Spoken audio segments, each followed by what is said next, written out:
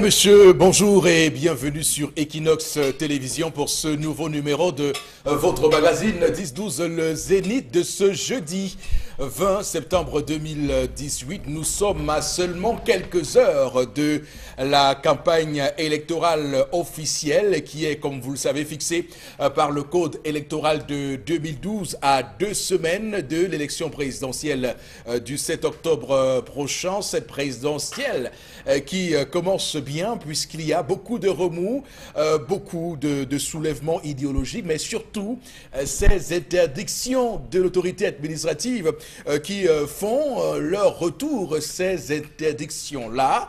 D'abord, ce grand meeting de Cabral Libye prévu ce dimanche 23 septembre 2018 au stade Cité Sicam, ici même à Douala, interdit par le sous-préfet de Douala 5e. On se rappelle aussi que Maurice Kamto avait lui aussi eu maille à partir avec l'autorité administrative à San Melima. Oui, ça commence très bien, surtout lorsqu'on sait que le chef de l'État, Paul Biya, a signé hier ce décret nommant des sous-préfets dans 19 arrondissements du Cameroun. On peut déjà noter que Batibo a désormais son sous-préfet depuis l'enlèvement le 11 février dernier de l'ancien sous-préfet Marcel Namata Diteng, dont l'assassinat reste un sujet tabou pour le gouvernement. On ne sait pas pourquoi. On a également des arrondissements où les sous-préfets ont été remplacés. Est-ce du fait qu'ils n'aient pas respecté le retour à leur poste? Comme vous le savez, tout récemment, on parlait ici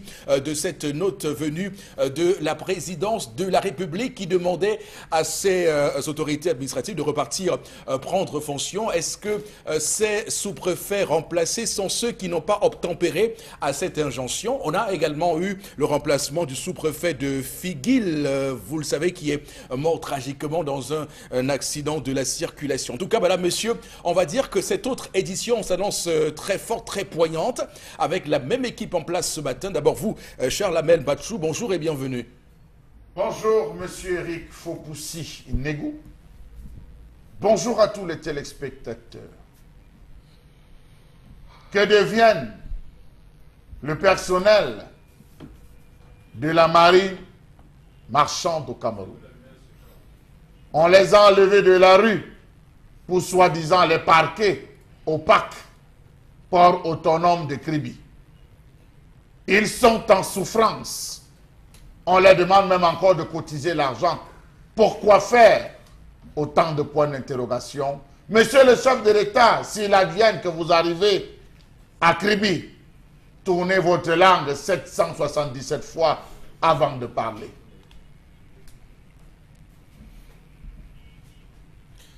Je le fais exprès de vous laisser à l'antenne, Charles Amel Batchou, pour qu'on sente votre courroux ce matin.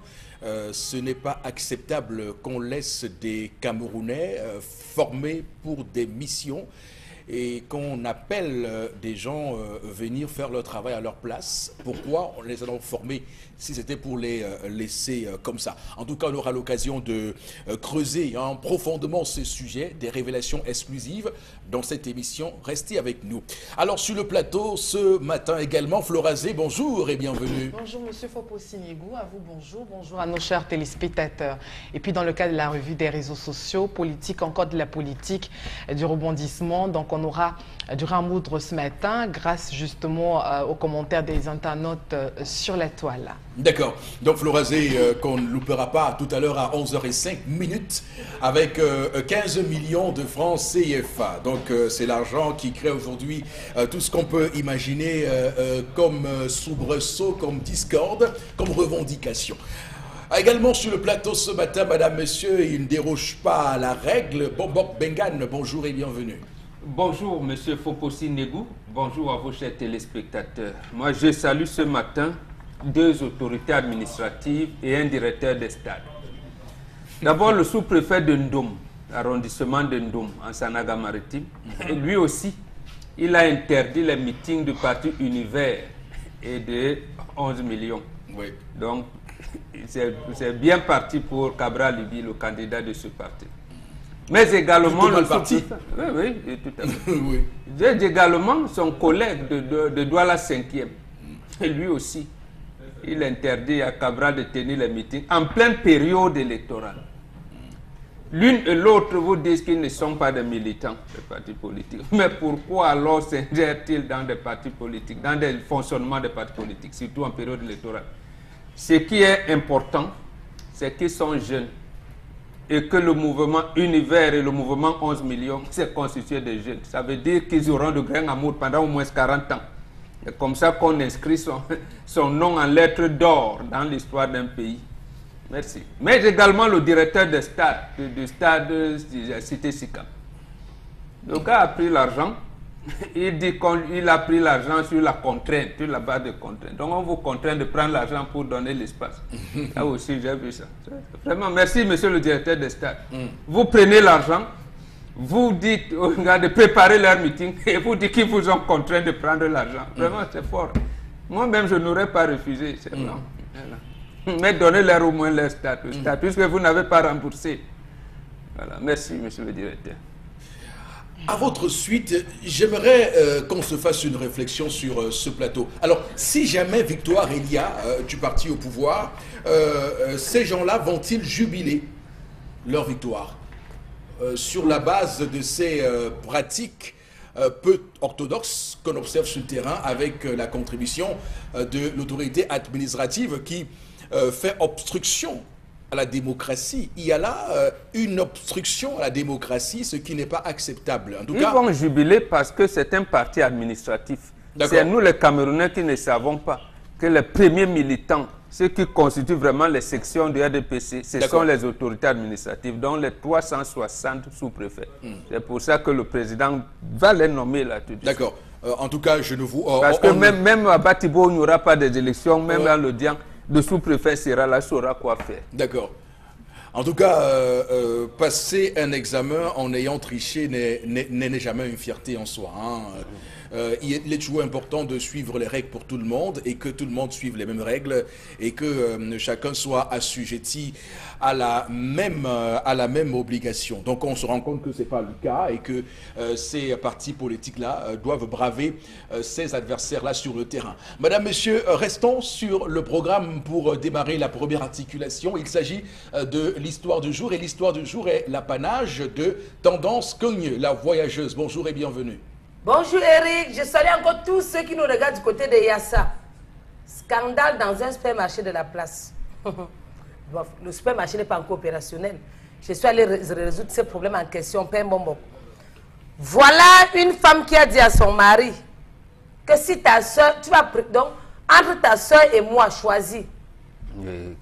Tu vas choisir entre ta soeur ou moi. Parce que trop, c'est trop. Vu ton comportement, tu me manques le respect. Tu montres aux gens que je ne suis rien. Le supermarché va être opérationnel demain. On m'a invité à faire le show là-bas. Il y a qui disent que quelqu'un ne peut pas faire one man show. Demain, il va faire le show là-bas. Peut-être le comportement de la dame va faire en sorte que peut-être on va renvoyer pour ouvrir encore, ou c'est la semaine prochaine, ou la semaine prochaine. Mais la date de l'ouverture est prévue pour demain. Peu me demande, moi je t'explique encore. Est-ce que une femme, une sœur discute une place avec une femme? Oui, c'est la femme. Ils n'ont pas la même place. La femme au foyer qui dit que son mari ne l'aime pas. Parce que quoi? Le monsieur a ouvert son supermarché. Ils sont encore en train de mettre tout sur pied. Comment ça va se passer demain à l'inauguration? Madame, qui a aussi un petit bagage intellectuel, a dit à son époux que ouais, bé, comme tu ouvres le supermarché là, j'aimerais être à la caisse.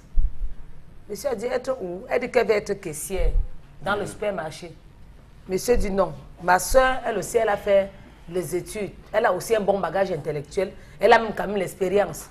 Toi, ton rôle que je donne, tu vas être là pour les commandes. Voilà, pour les bons de commande. Pour la commande, oui. Avec tout le respect que je te dois, ma chère épouse, toutes les commandes là, c'est toi qui vas les passer. Mais concernant la caisse, tu ne peux pas toucher. Elle dit que mieux elle meurt. Mais c'est quel manque de respect ça. Qu'est-ce que les employés vont dire? Qu'est-ce que les gens vont dire? Que mon mari a un supermarché et j'ai un peu un bagage intellectuel, ce n'est pas moi qui suis à la caisse. Ça ne peut pas se passer. Que mieux elle libère, qu'elle comprend qu'il n'y a pas l'amour. Donc à l'heure si papa, chers téléspectateurs, donnez le conseil à cette dame. Si elle doit laisser son foyer, parce que son époux a dit qu'elle ne doit pas être caissière dans son supermarché. Est-ce que c'est normal d'abord de laisser madame derrière et de prendre ta soeur pour mettre à la caisse?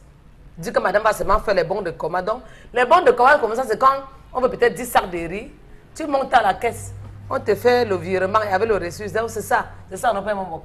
Quand peut-être on veut un camion de sucre, tu viens, tu dis que j'ai besoin d'un camion de sucre. Tu pars à la caisse, c'est la caissière qui signe. Tu mets ta signature. Ça veut dire que monsieur ne te fait pas confiance. Bref, d'après ce qu'elle a dit, elle dit que son mari ne lui fait pas confiance. Elle ne voit pas en cela l'amour. Elle a besoin de conseils. Comment est-ce qu'elle doit se comporter face à cette situation? Elle doit laisser sa belle-sœur à la caisse. C'est elle qui commande. Elle dit qu'elle aussi fait comptabilité à l'école. Tu vois donc ce qui amène souvent les femmes. Parce que là où on parlait d'argent, elle ne sait même pas que le poste qu'on lui donnait, elle est en train de commander la caissière. Donc elle aura toute la caisse entre les mains. Et c'est même une manière pour elle de piéger sa belle-sœur. Elle ne sait pas. Parce qu'elle ne touche pas l'argent entre les mains. Elle peut être elle ne connaît pas. Son mari peut avoir le supermarché. Elle ne va pas. Je vous dis, les femmes et l'argent, mon frère, nous avons l'expérience à ça. Absolument. Caissière à tout prix. Où ça passe, où ça casse. Voilà. Donc, bête à vous laisser la femme avec l'argent. Quelquefois, même, elle ne fait rien avec, mais il faut qu'elle touche. Qu'elle touche l'argent. Voilà, on aura l'occasion sur ce plateau, je vois les sourires se dessiner sur les visages sur ce plateau. Voilà, on va avoir l'occasion de creuser cette histoire ce matin. Alors, il s'agit là de l'ouverture d'une entreprise familiale et les entreprises familiales sont soumises, sont assujetties à une organisation qu'on doit pouvoir décoder ce matin. Comment réussir dans les affaires, et c'est visiblement la préoccupation, ce qui préoccupe l'homme en question. Il est en train d'ouvrir un supermarché et il a à cœur que ce supermarché puisse marcher, permettez-moi le terme, puisse faire des bénéfices, et il a identifié à chaque poste qui a les capacités de bien gérer. Je veux dire, à un moment donné, il faut qu'on soit honnête. Je veux dire, quand vous voulez monter une affaire, vous savez quelles compétences précises à être adaptées à un poste précis. Et donc, il sait que sa femme a des capacités d'organisation, des capacités de planification, et il est donc placé à un poste où, clairement, il faut planifier, il faut... Mais il sait que sa sœur est beaucoup plus dans la manipulation de l'argent, peut-être même qu'elle porte chance. Vous savez, il y a des gens comme ça que vous mettez à des postes et chaque jour l'argent entre. Hein. Tout à fait. Des gens que vous mettez à des postes, l'argent n'entre jamais. Donc il a aussi étudié ça. Il y a toutes ces choses-là qu'on étudie lorsqu'on veut mettre en place une entreprise familiale. Et voilà que ce qu'il a pensé est en train de vouloir s'effondrer parce qu'il a face à lui une femme qui a dit « niet ». Et ça pose là maintenant le problème de la cohésion dans ce couple qui va être ainsi éparpillé du fait de cette femme-là. Alors bon, Bengan, d'abord, c'est vous. Hein? Moi, je ne peux pas commencer par vous. Voilà. Donc, qu'est-ce que vous observez dans cette histoire? Donc, pour une fois encore, comme hier, il faut que l'homme décide. D'accord. Vous savez, l'argent n'a pas de sentiment. L'argent n'a pas de cœur. Donc, l'homme décide, c'est une affaire, vous avez dit, qui doit marcher. Qui doit marcher. Et c'est une affaire, j'allais même dire, où on doit prévoir des sanctions qui peuvent amener même à la prison. Que vous soyez ma soeur, mon frère ou mon épouse. Voilà. Elle doit aller en prison. Parce que là, c'est des contrats, les bases doivent être claires, puisque ça va marcher. Ça doit marcher. Ça doit marcher. L'autre chose que je voudrais dire, dans la répartition de fonctions au sein de ce supermarché, vous voyez, on voit l'argent qui entre et chacun a donc à l'esprit, surtout son épouse, a l'esprit de détournement d'argent. Et elle transpose cet esprit de détournement de l'argent à sa belle-sœur. Elle ne voit plus le job description de son poste. C'est-à-dire c'est elle qui en fait détient tout. Elle est, on appelle ça, j'ai entendu les enfants, ça n'existait pas à notre époque, bon service approvisionnement. Voilà. Donc c'est elle qui sait le contenu de ce qu'il y a dans les magasins, de ce qu'on a mis sur les étals.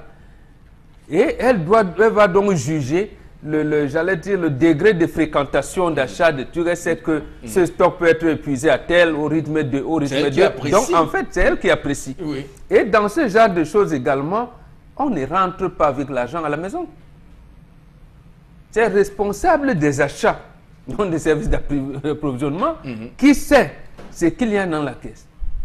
Qu'il doit savoir. Donc, en fait, j'imagine que c'est son mari qui est le boss, qui sait, il a sûrement ouvert un compte quelque part, dans une banque coopérative, je ne sais pas où, mais l'argent doit être quelque part. Et la femme devrait plutôt chercher à avoir une signature, parce que elle a sûrement, et c'est pour ça même qu'il ne faut pas qu'on la mette à la caisse, c'est-à-dire qu'elle a sûrement à l'idée que c'est des shops du quartier. Ou bon, l'argent peut une épicerie,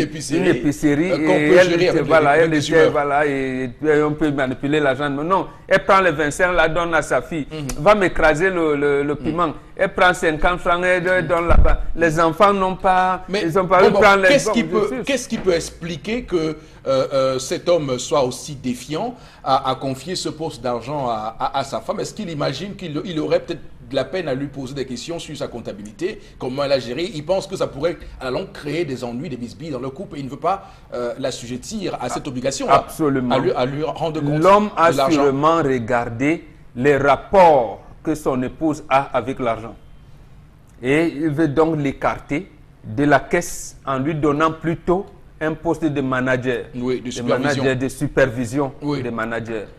Et la femme, je vous dis, elle a dû détourner l'argent quelque part. Même à la maison, elle doit être une dépensière hors norme. Oui. Et ça ne peut pas aller. Mais est-ce que foncièrement, il y a un problème à confier dans son entreprise les finances, la gestion quotidienne à son épouse? Oui. Je veux dire, est-ce qu'il... Oui, il y a des problèmes. Parce qu'on crée l'entreprise, même si elle est familiale, pour que ça reste. Vous parlez de Toyota, mais attendez, des Renault, c'est des entreprises familiales. Oui. Mais pour que ça reste, il faut justement enlever vos proches des postes où vous êtes susceptible de les mettre en prison. Et surtout s'ils ne sont pas compétents. Donc vous les mettez dans les postes où les rapports avec l'argent ne sont pas bien, surtout si vous les connaissez. Donc vous les mettez dans les postes de management, de supervision seulement. Donc ça risque d'empiéter sur votre couple. Comme c'est le cas de là maintenant, qu'est-ce qu'il va faire?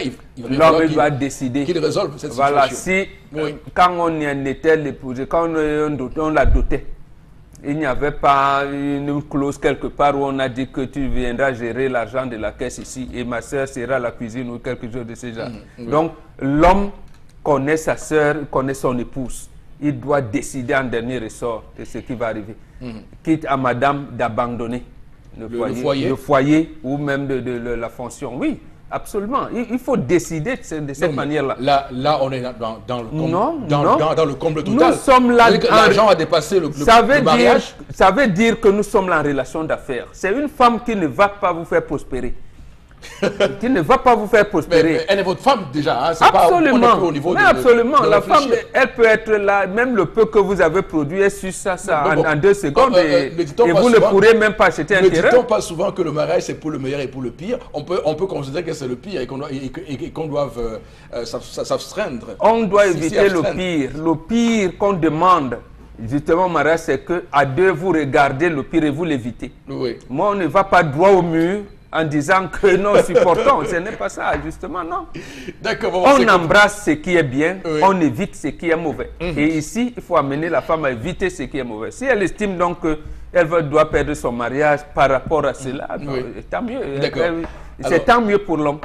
Alors, il faut dire que la question de ce matin, on pourrait aussi la rapprocher du climat des affaires au Cameroun et de la situation des PME camerounaises qui ont une durée de vie le plus souvent très éphémère, très courte. C'est un bon exemple. Du fait du management calamiteux qu'on retrouve en leur sein parce qu'un monsieur a confié la gestion financière de l'entreprise à son épouse qui, elle, n'en a pas les compétences ni même puisque vous ne pourrez pas l'amener au tribunal. Voilà.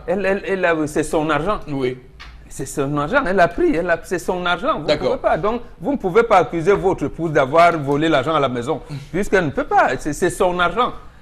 Donc, elle va l'utiliser contre votre gré. Voilà, elle va vous l'opposer. Alors, Florazé, c'est à vous qu'on s'adresse par la suite pour continuer à éplucher les aspects de l'histoire de ce matin.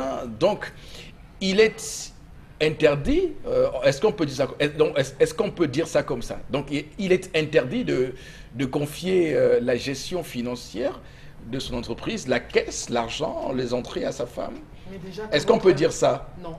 Pourquoi? Parce que déjà, votre femme gère au quotidien la maison, la ration et tout. Ça commence par là. Surtout pour des femmes qui n'ont pas, vous me direz, qui n'ont pas peut-être poussé dans des études, mais déjà au quotidien, elle gère de l'argent. Elle sait planifier, elle sait comptabiliser. Non, mais elle gère de l'argent, pas pour un profit, puisque là, attendez, ça commence, on est là dans le vous business. voulez où ça commence quelque affaires. part. On vous dirait également un bon manager doit être celui qui a quand même, doit être un père de famille, doit d'abord savoir gérer sa famille avant de venir gérer une entreprise, etc. Et tout. J'épouse également cette idée.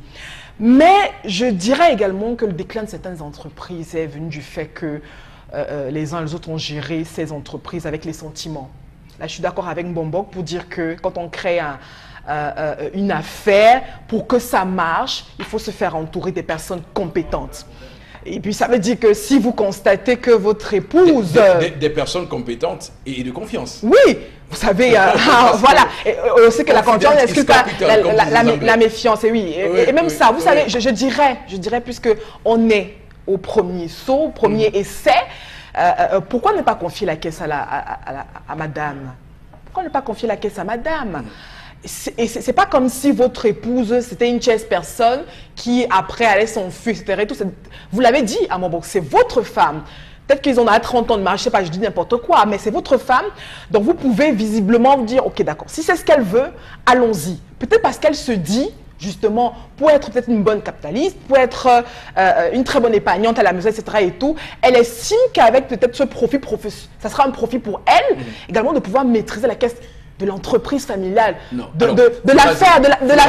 Non, je dis... Est-ce que ce n'est pas... Prenons le risque, il peut prendre le risque. Est-ce que ce n'est pas parce que... Est-ce que c'est vraiment ça le problème? Est-ce que ce n'est pas une question d'ego pour cette femme qui voit débarquer dans une affaire avec son mari une belle-sœur qui va s'occuper de la caisse et elle se dit c'est elle ou moi? Est-ce que ce n'est pas davantage cette affaire d'ego et qu'elle s'estime blessée dans son ego? Non, je ne pense pas. Je ne connais pas cette femme personnellement, mais je dirais aujourd'hui, vous savez, la femme d'aujourd'hui est entreprenante et puis je loue l'action du monsieur qui a introduit la dame dans cette affaire, parce qu'on connaît beaucoup qui ont entrepris à l'extérieur, en dehors de leur femme et tout. Donc déjà, c'est un point positif. Donc je viens pour dire qu'aucune femme ne souhaiterait, je dis bien aucune femme, je le dis encore, moins qu'elle soit habitée d'un esprit diabolique de défaisseur et défaissiste et tout, ne voudrait voir son mari sombrer.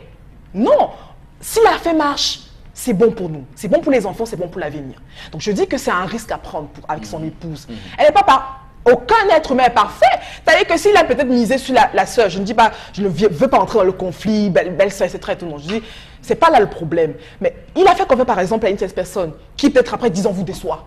Vous faites quoi? Non, il peut prendre le risque. Maintenant, il faut un dialogue. Vous pouvez être en justice pour réparer le dommage causé. Mais vous y réfléchissez deux fois. On connaît qui ont fui. Est-ce qu'aujourd'hui, on n'a pas réussi à récupérer? Elle peut fuir, mais est-ce que la femme peut fuir? Justement, c'est pourquoi je dis ce matin, puisqu'on a affaire à... vous savez, moi, je ne vais pas être radical. Je dis il peut prendre le risque maintenant. Et je dis d'un autre côté que, vous savez, quand vous maîtrisez vos personnes intimes, etc., puisqu'on parle d'entreprise familiale, vous pouvez également miser sur la compétence. Ça veut dire peut-être aussi, d'un côté, miser sur la formation. Je veux introduire ma femme qui n'a pas une certaine formation en tel ou tel autre poste. Elle peut bénéficier de cette formation, elle peut bénéficier de cet atout, et puis pour plus tard, nous aider à être D'accord, ok, on a compris votre position sur l'affaire. Cet homme doit comprendre et écouter sa femme et la placer où elle souhaite être placée. Alors, Chalamel, quel problème détectez-vous dans l'histoire de ce matin? Il s'agit de quoi? Monsieur Eric Fopoussi, il s'agit d'un homme qui parle trop. Il parle trop. Et ça lui remonte tout le temps au visage, monsieur Eric Fopoussi. Mon père, dans tout de son état, avait l'habitude de me dire à 2 enfants, observez la femme. À 2, observez la femme. À 3, analysez. Ne lui dites rien, monsieur Eric Fopoussi. Demandez-lui si vous avez un terrain. Je prends un exemple bête, que c'est le terrain de mon meilleur ami. Comme il ne peut pas être là, il m'a chargé. S'il te plaît, de temps en temps, passe, regarde ce terrain. S'il te plaît, toi qui bouges. À 3 enfants. À 4, dites-lui que non, mon ami là m'a demandé même de cultiver. Va désormais cultiver sur ce terrain. Au 5e enfant, dites-lui, là où tu cultives, là, c'est pour moi. Parce que vous savez que vous avez atteint un certain niveau avec la femme, monsieur Eric Fopoussi. Avec votre femme qui vous connaît mieux que vous. C'est en termes de stratégie. Préparez la femme à la gestion. Va, regarde, cultive, c'est pour nous. Elle aura pris la peine, monsieur Eric Fopoussi, de comprendre, de découvrir, de dire, ouais, comment il a choisi un terrain accidenté comme ça. Ouais, comment est-ce que ton ami a préféré l'endroit là, je ne trouve pas. Mais non, c'est une bonne terre, hein. Il y a beaucoup de patates. Oh, lorsque je cultive le manioc, ça donne de bon. Elle aura le temps d'apprécier. Et cela, vous lui direz, c'est pour nous. Monsieur Eric Fopoussi, cette entreprise n'est pas familiale. C'est l'entreprise du mari, c'est le mari qui a créé. Ce n'est pas une entreprise familiale. Arrêtez de dire que parce que l'homme a créé, c'est une entreprise. Non, je suis désolé. Si ça avait été une entreprise familiale, monsieur Eric Fopoussi, il aurait associé la femme et ensemble ils auraient décidé. L'homme a dit, madame, tu t'occupes de ça. C'est pas une entreprise familiale. Oui. Je suis désolé. Alors, monsieur Eric Fopoussi, l'homme cherchant un partenaire a trouvé une adversaire, sa femme. Les adversaires du mariage, aujourd'hui en version occidentalisée, 5 points. Le sexe, la malbouche. Ah, c'est pour la femme, hein. L'omniprésence, le pouvoir et l'argent. L'argent étant le dernier, le plus gros, c'est-à-dire le plus gros dossier pour ce qui concerne les ménages. Je quitte mon mari à cause du sexe. Je quitte mon mari à cause de l'argent. Je quitte ma femme parce qu'elle parle mal. Monsieur Eric Fopoussi, c'est le problème de l'heure. Les filles d'aujourd'hui sont formées à tout sauf à savoir supporter. Voilà l'homme qui crée son entreprise, qui organise stratégiquement son entreprise. Voici la femme. L'inauguration, c'est demain, monsieur Eric Fopoussi. La veille, elle commence à développer des esprits. Son 9e démon se réveille. Elle dit non. Si tu n'enlèves pas ta soeur, monsieur Eric Fopoussi, s'il ouvre demain, il y aura un samedi. N'ouvre même plus. Reporte l'ouverture, monsieur Eric Fopoussi. Parce que demain, il ouvre, il y aura un samedi. Ce sera un disjoncteur ou un fil qui va lâcher. Parce que la femme a commencé avec la malbouche. Le mauvais karma de oui, la femme a commencé. Émergez-vous de la bouche de la femme. Oui. Je suis sûr que toi et moi, on ne sera jamais ensemble. Notre relation ne va jamais aboutir. Monsieur Eric Fopoussi, lorsqu'une femme commence à le dire, enlevez-la de votre cœur, parce que dès l'instant qu'elle le dit, elle le pense tellement que ça devient, ça sort de son esprit pour se matérialiser. Tout ce que vous ferez devant cette femme, elle ne trouvera jamais bien. Donc pour dire, monsieur Eric Fopoussi, que lorsque la femme, et j'épouse l'idée de moi, et vous voyez mon développement, que lorsque la femme commence à dire, enlève ta soeur, vous êtes en train déjà d'ouvrir une entreprise avec 2 belligérants. La femme va trouver que tout ce que la caissière fait est mauvais. Et la caissière qui sera certainement informée de ce que pendant ce l'autre trouvera que l'ensemble des bons d'achat faits sont mauvais. Ça sera une guerre et vous risquerez, monsieur Eric Fopoussi, faire comme Florazé a dit tout à l'heure, avoir une entreprise qui naît 1 an, 2 ans après, ça ferme. Merci. Charlabel, c'est compris. Merci pour ce développement. Alors, tendance cogne la voyageuse. Hey, maman. Miracle. C'est un miracle, ça. Donc j'ai en face de moi un homme qui me traite de voleuse. Oui. Le message est passé, papa. Mon époux, l'homme que j'ai épousé, avait un bagage intellectuel. J'ai un bagage intellectuel. Ma belle, c'est aussi un bagage intellectuel. Il préfère sa soeur par rapport à moi. Mieux je travaille ailleurs. Quand tu me dis, je suis là, je vais m'occuper des commandes, tu vois que tu as trop fait. Hein? Tu n'as pas trop fait. Tu n'as même rien fait de bon. C'est un peu comme si c'était une femme du rayon. C'est pas comme si c'était à l'accueil, que les gens viennent comme ça, ils les accueillent, que papa, ici il y a les croissants, là-bas vous pouvez trouver les yaourts, ici vous pouvez trouver le haricot vert, vous pouvez trouver les crèmes ronces, vous pouvez trouver les gnognons à la mititi. Mais dis donc, tu te moques de qui? Qu'est-ce que les employés vont dire? Mais c'est un poste stratégique. Non. Non, qu'elle aille travailler ailleurs. Ils ne me respectent pas. Si elle a travaillé ailleurs. Et entre employés, il y a le Congo, ça qui se passe. Quand les employés vont s'asseoir, qu'est-ce qu'ils vont faire? Madame le boss, la femme du boss, mon nez, regardez. S'il y avait la mousse, c'est elle qui est à la caisse. Mais il se moque de moi, Flora. Qu'est-ce que mes copines vont dire? Quelle est ça? Quelle a travaillé ailleurs? Quel est c'est mon époux qui a le supermarché? On va dire que je mens. Ok, faisons l'inverse. Si c'est moi qui ouvrais le supermarché comme ça, et que, vu le bagage intellectuel de monsieur, je le prends, il dit que va faire les commandes. Je prends ma soeur ou mon frère, je mets à la caisse. Il va prendre ça comment? Non, je n'ai non, pas. Non, il va prendre ça comment? Je n'ai pas. Madame ouvre son entreprise, à la limite, je peux venir là, aider à porter les sacs. Et je ne suis pas dedans. Donc vous les hommes, vous nous faites... C'est les femmes et l'argent, monsieur Fopossi Negou. Que les hommes arrêtent ça. Il ouvre une entreprise, je dis, madame, je ne viens pas. Je viens en cas de problème. C'est ça. Voilà une femme qui est en face d'elle. Voilà une femme qui est en face d'elle. Un monsieur qui la frustre. Il ne connaît pas sa place de femme. Elle n'a pas de dignité. Le respect, il n'y a pas. Qu'est-ce que l'amour? L'amour, c'est le respect. Est-ce que tu as... Oui, vous avez commencé avant que tu... Commencez même d'abord à travailler. D'ici 2 ou 3 mois, quand tu vas faire des inventaires, soit tu vas voir si madame a pris l'argent ou pas. Mais quand tu passes derrière le message comme ça, c'est me déstabiliser. Et du moment où je suis déstabilisé, c'est mieux que je te libère. Je te laisse travailler avec les gens que tu veux. D'accord. Je ne vais pas travailler ailleurs. Ok. La honte va te prendre demain, on va dire que maman, son mari a l'argent jusqu'à mais elle préfère aller racoler chez les gens. Je vais alors faire que le travail de ménage chez quelqu'un. Je ne vais pas avoir ça dire, on écrit recherche d'une ménagère, je ne vais pas moi là-bas travail. Tous tes amis vont être au courant que je suis moi ménagère chez quelqu'un. C'est pas mauvais. C'est pas. C'est pas mauvais. Ça te diminue toi-même.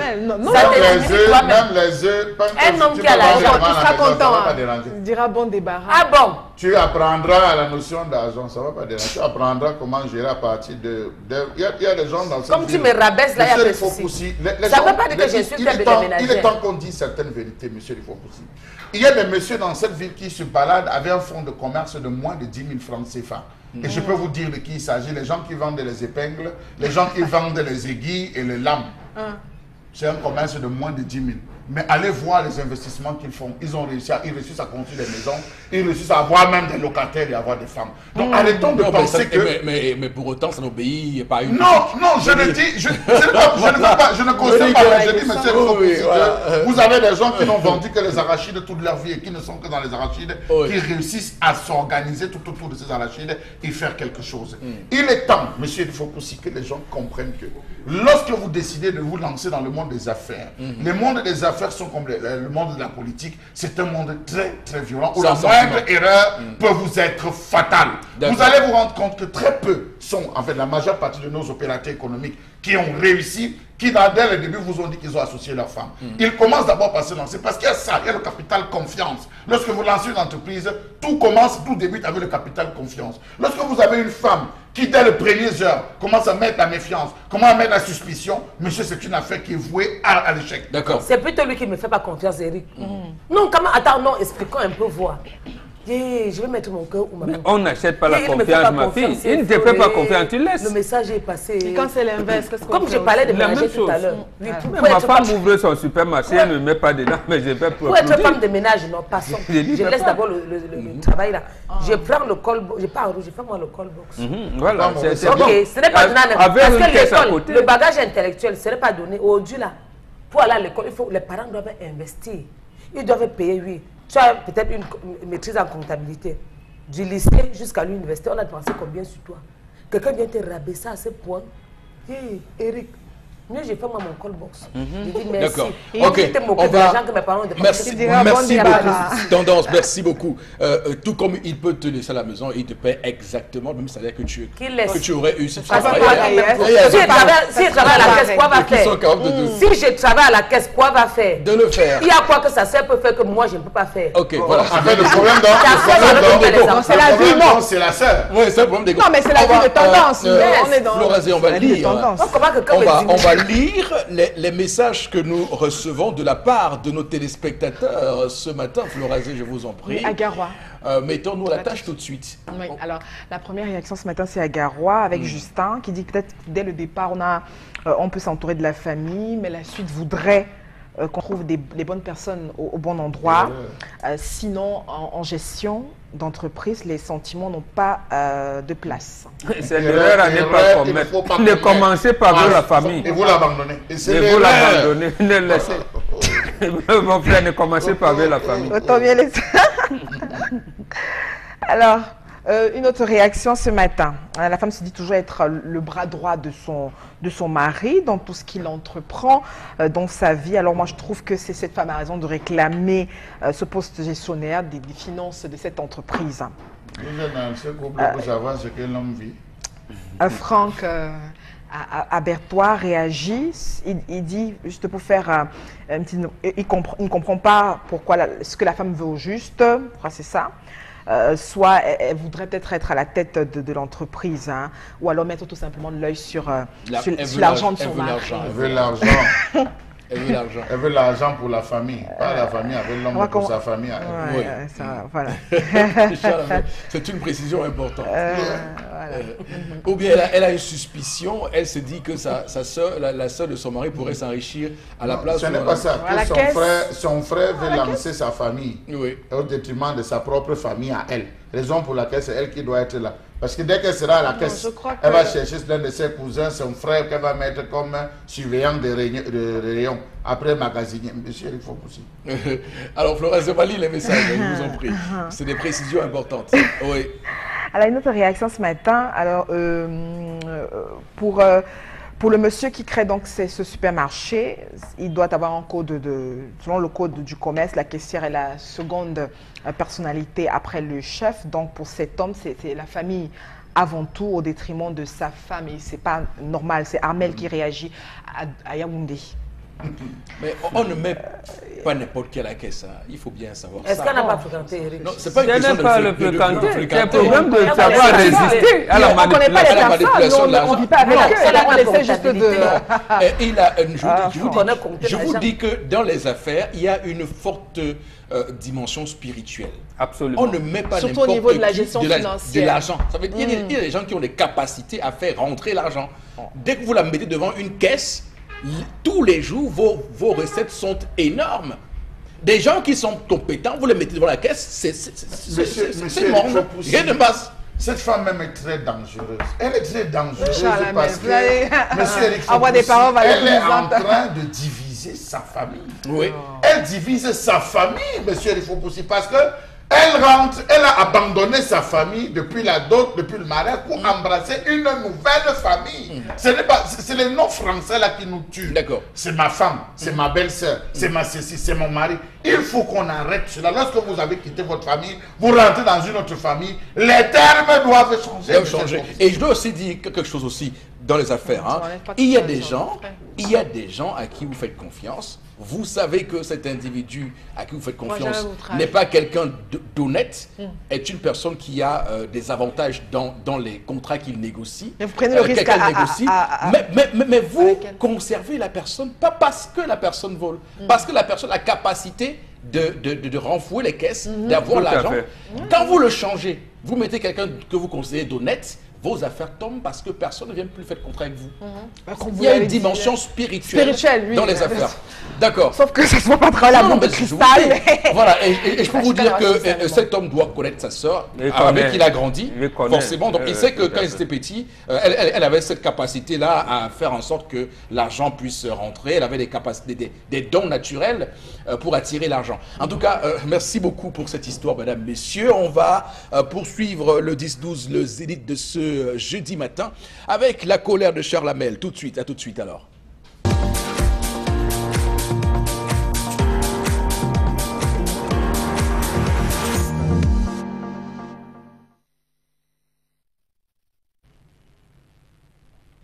Je m'interroge ce jour sur la question de l'abandon du personnel de la marine marchande qui n'a toujours pas trouvé de solution depuis des mois, voire des années. Je m'interroge sur la question du mépris que vit le personnel de la marine marchande dans les principaux ports de ce pays, si ports même on en a. Quel est le rôle du syndicat national des inscrits maritimes et assimilés du Cameroun, en abrégé SINIMAC? Le Cameroun est en train de se préparer à assister bientôt aux obsèques de tous ces marins sacrifiés sur l'autel du laxisme d'une administration maritime aux mains de profanes et à l'esclavagisme de leurs employeurs. Je me demande encore si nos dirigeants sont conscients du mal-être général qui envahit cette République depuis des mois, pour ne pas dire des années. Comment comprendre que les organismes internationaux, tels que l'Organisation internationale du travail, l'Organisation maritime internationale, l'International Ship and Port Security Code, ISPS, l'Organisation maritime de l'Afrique de l'Ouest et du Centre, OMAOC, affirment que le Cameroun ne respecte pas ses engagements sur les plans administratifs, diplomatiques et financiers? Savez-vous qu'à toutes les conférences et symposiums du monde maritime, le Cameroun brille par l'absence criarde des représentants attitrés dans les académies maritimes dont il est membre? Savez-vous que le Cameroun, oui, notre pays, cumule par ailleurs environ 12 ans d'arrêt de cotisation dans ces dernières instances? Ces mêmes arrêts de cotisation sont de 15 ans pour l'Académie maritime d'Abidjan et du même ordre pour la Maritime University du Ghana. Si notre rôle est de dénoncer, alors je m'interroge encore sur les multiples complicités qui entretiennent cette situation ô combien abracadabrante des fils de cette République. Savez-vous que le marin camerounais mène une vie de misère et de pauvreté extrême? Savez-vous qu'il dépense très cher pour sa formation, mais ne gagne rien en retour parce qu'il ne travaille pas assez? Savez-vous qu'à titre d'illustration, que la formation élémentaire de base nécessite 1500 $ américains pour une session à la de 6 semaines, au moins à 3 mois tout au plus? Savez-vous que la formation des officiers coûte facilement 3000 $ américains, au moins par trimestre, pendant 4 ans pour les cadets et pendant 7 ans à Abidjan et 5 ans au Ghana pour les Chief Engineers, commandant au long cours et aux officiers supérieurs? Savez-vous que le marin camerounais n'a aucun statut social, qui est d'ailleurs bafoué par des pratiques non conventionnelles, avec la mise en place d'une convention collective des marins à l'absence des marins, avec comme personnalité présente à chaque fois le ministre du Travail et de la Sécurité sociale? Comment comprendre la plus que trop présence de certains colons qui se disent armateurs sans bateau, qui utilisent et exploitent le matériel de l'État? Quel est le rôle trouble que jouent les autorités en charge des secteurs portuaires et maritimes dans cette affaire-là, malgré l'obtention de l'agrément autorisant le groupe professionnel des marins marchands du Cameroun à exercer dans l'enceinte du PAD? Comment comprendre que les marins camerounais fonctionnent toujours avec le code de 1962, alors qu'il existe un nouveau code dont le Cameroun est le précurseur, via l'ancien ministre des Transports Martin Aristide Okuda? Comment comprendre que les marins marchands soient privés d'emploi dans leur propre secteur au profit des sociétés de gardiennage et des aventuriers? Savez-vous que les marins camerounais souffrent du fait de la présence massive de leurs collègues d'origine étrangère dans les eaux territoriales camerounaises qui les laissent sans emploi? Savez-vous que 75% des mains étrangers sont employés dans les ports camerounais, alors que 90% des marins locaux sont sans emploi? Comment comprendre qu'on n'applique pas la règle du 75-25 du Code de la marine marchande qui prescrit que l'équipage des navires sous juridiction camerounaise soit constitué à 75% de nationaux et à 25% d'étrangers?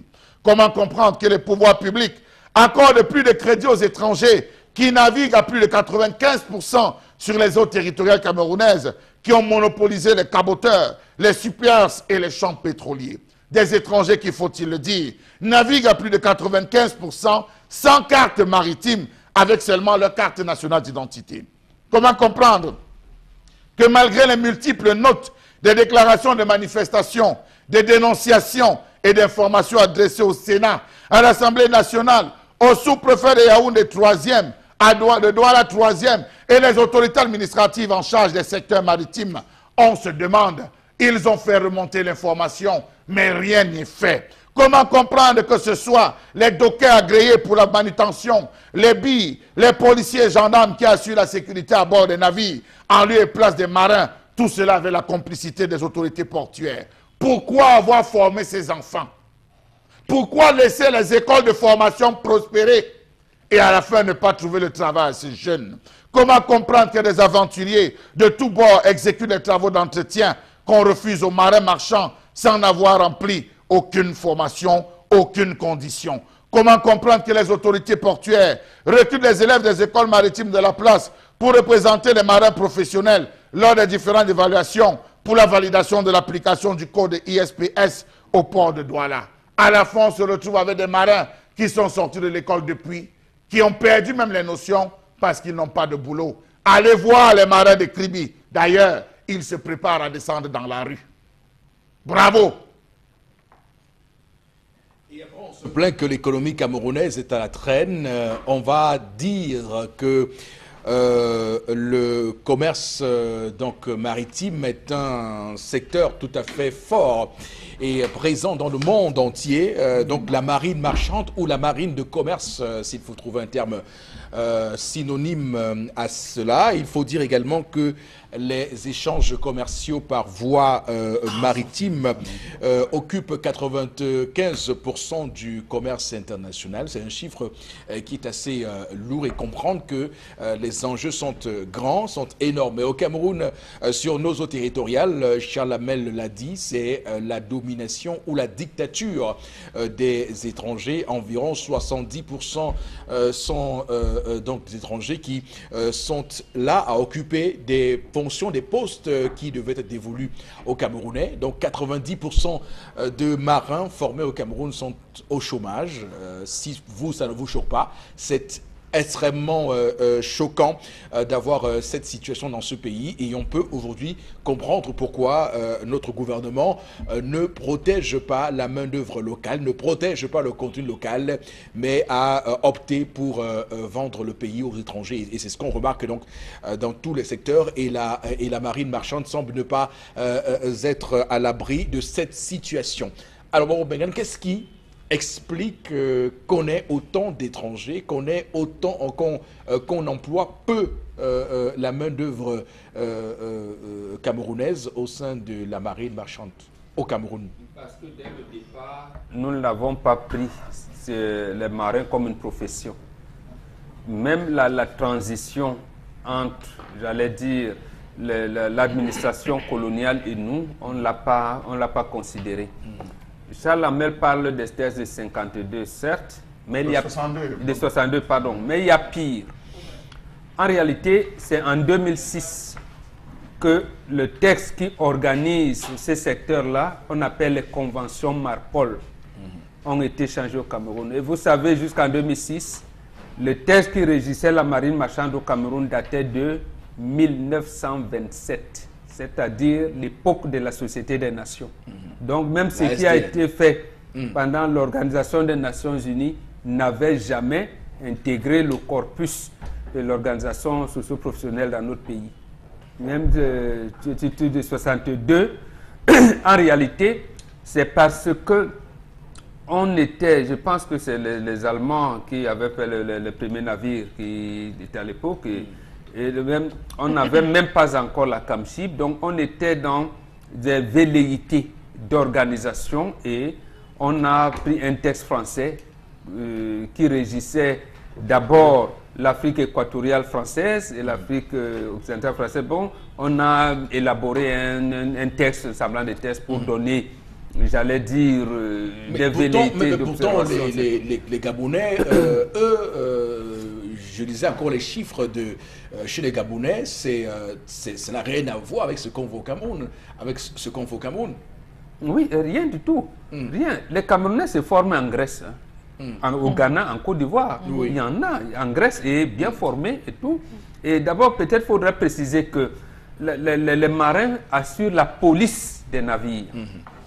D'abord, vous devez avoir vos propres navires. Et ensuite, les navires qui accostent chez vous doivent avoir, et ça c'est l'autorité qui doit le faire, doivent avoir un contrôle des marins locaux. Ça se passe comme ça dans tous les pays. Absolument. Donc vous ne pouvez pas arriver à l'aéroport de Douala et trouver la police française. Non. Surtout que vous vous trouvez dans les eaux territoriaux camerounais. Absolument. Voilà. C'est la police camerounaise qui accueille tout le monde là, qui entre, ainsi de suite. Il en est de même de ce qui devait être fait au niveau de nos ports maritimes. Vous entendez Rio dos Cameroun, même l'on de Cameroun, c'est venu avec des explorateurs. Des explorateurs. Donc, comment vous pouvez avoir votre identité qui vous est donnée, j'allais dire par les marins, et que à la suite, vous dites que les marins, on n'en veut plus. Donc, je ne comprends pas. C'est pour vous dire qu'il n'y a pas de volonté politique Et je me rappelle dans une autre vie, quand je vous rappelle cette histoire-là, c'est qu'il y a 2 enseignants, il y en a même un, je pense qu'il est de Kribi, le professeur Ndende. Il est l'un des meilleurs au monde en droit maritime. Oui, le professeur Ndende, Ndende, il est suivi par une autre dame. Elle a même travaillé au port de Douala, ce port autonome de Douala. Elle n'y a pas fait 6 mois. Elle est rentrée en France. Elle s'appelle Paulette Ngombokba. Et l'autre, que peut-être beaucoup de gens connaissent également, c'est le professeur Charline Tamak. Charline Tamak a été footballeur au Canon de Yaoundé. Il a même gagné la Coupe des Nations en 2008 au Maroc. Mais quand son papa, qui était à l'époque doyen de la faculté des droits et sciences économiques, et Peter Tamak Yana, il lui a dit, un enfant est appelé à remplacer son père. Laisse-moi cette affaire de football. Le gars, il est aujourd'hui un grand enseignant du droit maritime à Oxford, à Cambridge et tout. Bon, mais quand il vient ici, il n'est même pas connu. Donc, il y a beaucoup. S'il y avait de la matière. La Coupe d'Afrique 88, hein, vous avez 2008. Non, pardon, d'accord. Voilà. La Coupe de 88 au Maroc. Au Maroc, oui. Au Maroc, il était latéral gauche au Canon de Yaoundé à l'époque. Oui. Voilà, vous avez de la matière. Donc, quand les Charlins Tamak arrivent, regardez, il n'y a rien. C'est triste. D'accord. C'est triste. Bon. Apparemment, le Cameroun n'a même pas de compagnie maritime publique. Oui. Alors, ce qui est encore plus choquant, c'est qu'on se rend compte qu'il y a des éléments du BIR qu'on utilise pour faire le travail de ces marins. Qu'est-ce qui c'est une incongruité énorme. Oui. J'allais une incongruité énorme, inimaginable. Donc, en fait, quand vous avez manque de volonté politique, quelque part, ça devient gênant. C'est-à-dire que vous avez un corps, vous savez que vous avez des enfants qui sont formés pour exercer une activité qui est rentable pour le gouvernement et vous les laissez, vous préférez faire des choses à volo. Vraiment, c'est regrettable. Charabel, je serais tenté de vous demander qu'est-ce qui fait peur pour qu'on ait autant peur de ces marins formés au Cameroun? Monsieur Eric Fopoussi, je vous renverrai dans les déclarations de Bob tout à l'heure. Vous allez vous rendre compte que depuis la base même, c'est du copier-coller. On a fait du copier-coller à la France en France pour venir faire le copier-coller. Monsieur Eric Fopoussi, le Cameroun est un État maritime. Nous avons 590 km de côte. Ce n'est pas négligeable, monsieur Eric Fopoussi. C'est dire que nous sommes considérablement et de toutes parts ouverts, monsieur Eric Fopoussi, à la mer. À la mer. Le malheur, si je peux dire, des marins a commencé en 1991. Bombog l'a évoqué, 91-92, avec la fermeture de la Cameroon Shipping Lines, monsieur Eric Fopoussi. Lorsqu'on a fermé cela, le Cameroun n'a plus accordé de bourses de formation dans le secteur maritime. Et d'ailleurs, même je vous l'ai dit, il figure d'ailleurs sur la liste noire des États maritimes pour non-respect des règles, conventions et accords. Absolument. Monsieur Eric Fopoussi, comment voulez-vous que, à l'international, les institutions ne soient pas surprises? Le Cameroun a, je vous cite, des fleuves, des mers, piscines. Le Cameroun est spécialiste dans les exercices de suivi en mer. Le Cameroun a l'école régionale de la SECNA pour la maîtrise de la lutte contre les incendies. Des instructeurs pour la formation paramilitaire, des spécialistes en médecine des catastrophes pour le secourisme en mer, des professeurs de droit maritime pour la responsabilité civile des marins et leur éveil au code ISPS. Bobo vous a cité le nom tout à l'heure. Et le Cameroun n'a pas une seule école de formation élémentaire de base. Comment comprendre que pour se former, les gars quittent du Cameroun pour aller se former, M. Eric Fopoussi au Ghana, en Côte d'Ivoire, d'autres vont jusqu'en Grèce. Aucune formation, aucune école de formation élémentaire. Les gars se battent comme ils peuvent. Ils vont à l'école. Ils payent 1500 $, 3000 $ pour leur formation pour devenir comme officier. Convertissez en francs CFA, vous voyez ce que ça fait. L'État les accueille, on filme, on présente ces cuvées de nouveaux officiers marins, la marine marchande, mais après on dit que c'est terminé. On a souvent vu Zachary Perevet le faire, hein, lui qui a d'ailleurs le plus souvent vanté la force même de ces marins camerounais. Monsieur Eric Fopoussi, savez-vous que les jeunes marins camerounais aujourd'hui, détenteurs de certificats, n'ont que des certificats périmés? des certificats qu'ils ne peuvent plus renouveler. Ça, il faut le dire. Et c'est depuis ces derniers temps, l'État se sert de cela. Vous avez des gars qui sont sortis avec des certificats. Les certificats ne sont pas renouvelés. Il a précisé, monsieur Éric Fopoussi, que pour ceux qui font dans le secteur de la marine marchande, ils doivent se recycler tous les 3 ans ou 5 ans, suivant leur niveau et le grade. Vous avez des gars qui sont sortis avec des certificats. Les certificats, du moment qu'il est opérationnel et actif, on ne les recycle pas. Le certificat devient périmé, M. Rifopoussi. Savez-vous, M. Rifopoussi, que la majorité des commandants ou des pilotes camerounais exerçant dans le chenal du Vouri sont hors la loi parce qu'ils ont des certificats complètement périmés? M. Rifopoussi. Voilà des jeunes qui sont sortis, voilà des écoles qui ne cessent de former, les voilà qui décident d'aller dans la rue. Ils ont décidé de tout sortir, d'aller dans la rue et de dire, ok, puisque c'est le BI qui nous a remplacés, la police qui nous a remplacés, la gendarmerie qui à des moments vient nous remplacer et qui contrôle tout. Allons donc dans la rue qu'on nous dise ce que nous on va devenir. Alors il faut dire qu'il y a beaucoup d'avantages en mer et c'est cela qui aiguise les appétits chez les uns et les autres.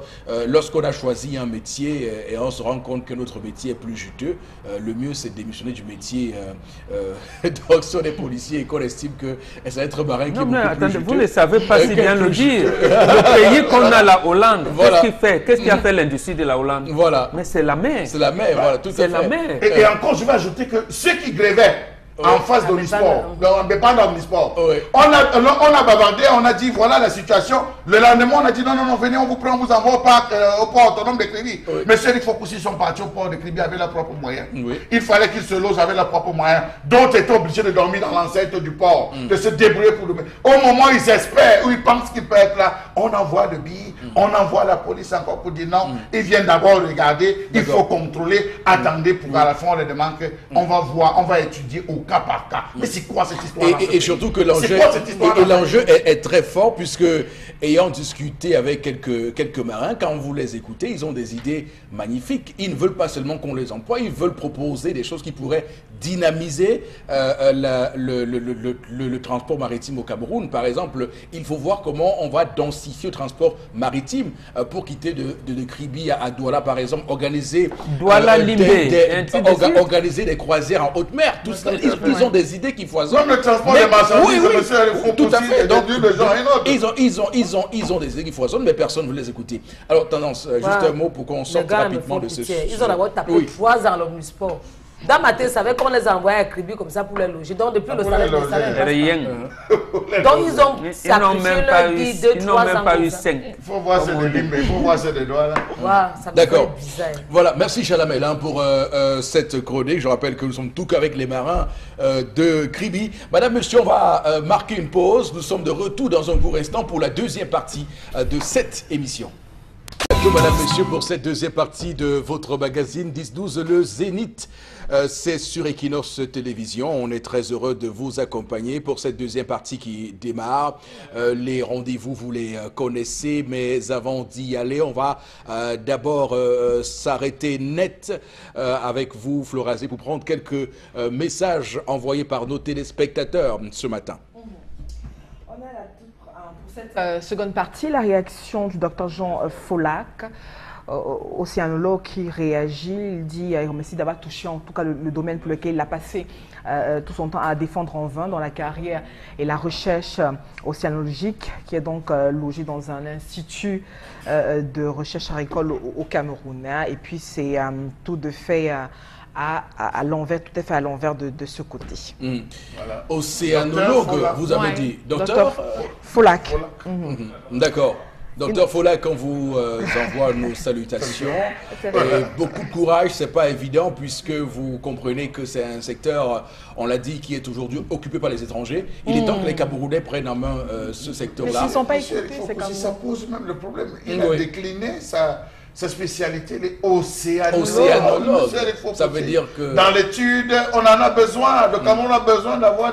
On a le musée maritime, monsieur Éric Fopoussi. Absolument. À partir du musée maritime que nous avons à Douala, et je crois que c'est l'un des meilleurs, des piliers en Afrique centrale, on a besoin des océanologues qui vont aller travailler dans ces zones pour étudier non seulement les espèces marines, la qualité de courant Il faut qu'on aille réveiller Cousteau. Et c'est aussi l'occasion de mettre en place, grâce à ces spécialistes-là, des stratégies pour que nous puissions tirer davantage profit, du moins, de tout ce qu'on peut qualifier de dynamisme de nos eaux territoriales au Cameroun. Parce que quand on voit, est-ce que ça profite aux Camerounais? Combien ça rapporte les échanges commerciaux en mer aux Camerounais? Les Camerounais, est-ce qu'ils gagnent quelque chose là-dedans? C'est la question des questions. Et ça, ce n'est que des nationaux, des Camerounais patriotes qui peuvent faire en sorte que 95% des échanges commerciaux mondiaux qui sont par voie maritime, je le rappelle, puissent bénéficier aux Camerounais de tous les jours. Florazé. Ali réagit ce matin, il dit que le problème des marins, c'est une volonté politique. Hein. Donc il faut que les marins partent sanctionner ce gouvernement aux élections tout simplement, mais qu'ils participent le plus souvent aux différentes caravanes. D'accord. Alors, je voudrais faire une précision. Hein. On n'a pas voulu citer les écoles privées de formation des marins. Le propos qui était le nôtre sur ce plateau, d'ailleurs Chalabel l'a dit, c'est que l'État devrait mettre sur pied une école de formation des marins. Voilà. Oui, parce que justement, parce qu'au-dessus, on a une autre réaction qui dit justement avoir des écoles de formation, par exemple à Limbé. Il y en a à Limbé, il y en a ici à Douala, on les connaît, mais ce n'est pas de ces écoles-là qu'il s'agit. Ça ne doit pas être, j'allais dire, une volonté d'un ou deux citoyens, ça doit être une volonté politique de créer les écoles de formation des marins et de les utiliser. Voilà, c'est ça. Eric nous écrit depuis Lyon, il dit que le Cameroun reste à la traîne pratiquement dans tous les secteurs économiques, notamment dans le secteur marin. C'est vraiment dommage pour le système en place, pense-t-il. Si faites un tour au port, vous allez voir, c'est les Nigérians, vous allez retrouver des gars qui sont les Indiens, vous allez retrouver... Mais vous vous demandez, on est où là? Et puis, c'est là où je donne finalement raison à Mbongo, dans ceci qu'il décrit tout le temps que la nationalité camerounaise est confiée aux étrangers. Si votre carte d'assurance d'identité doit être fait par des structures étrangères, vous comprenez pourquoi la supervision, même au niveau du port, doit être fait par des étrangers. Charles Hamel, j'ai fait une semaine pendant le mois de mai dernier à sillonner les eaux pour voir qui pêche. Ouais.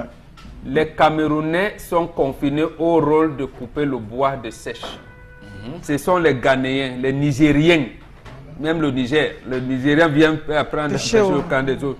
Les Camerounais, je vous dis, ils coupent le bois pour sécher les fakas.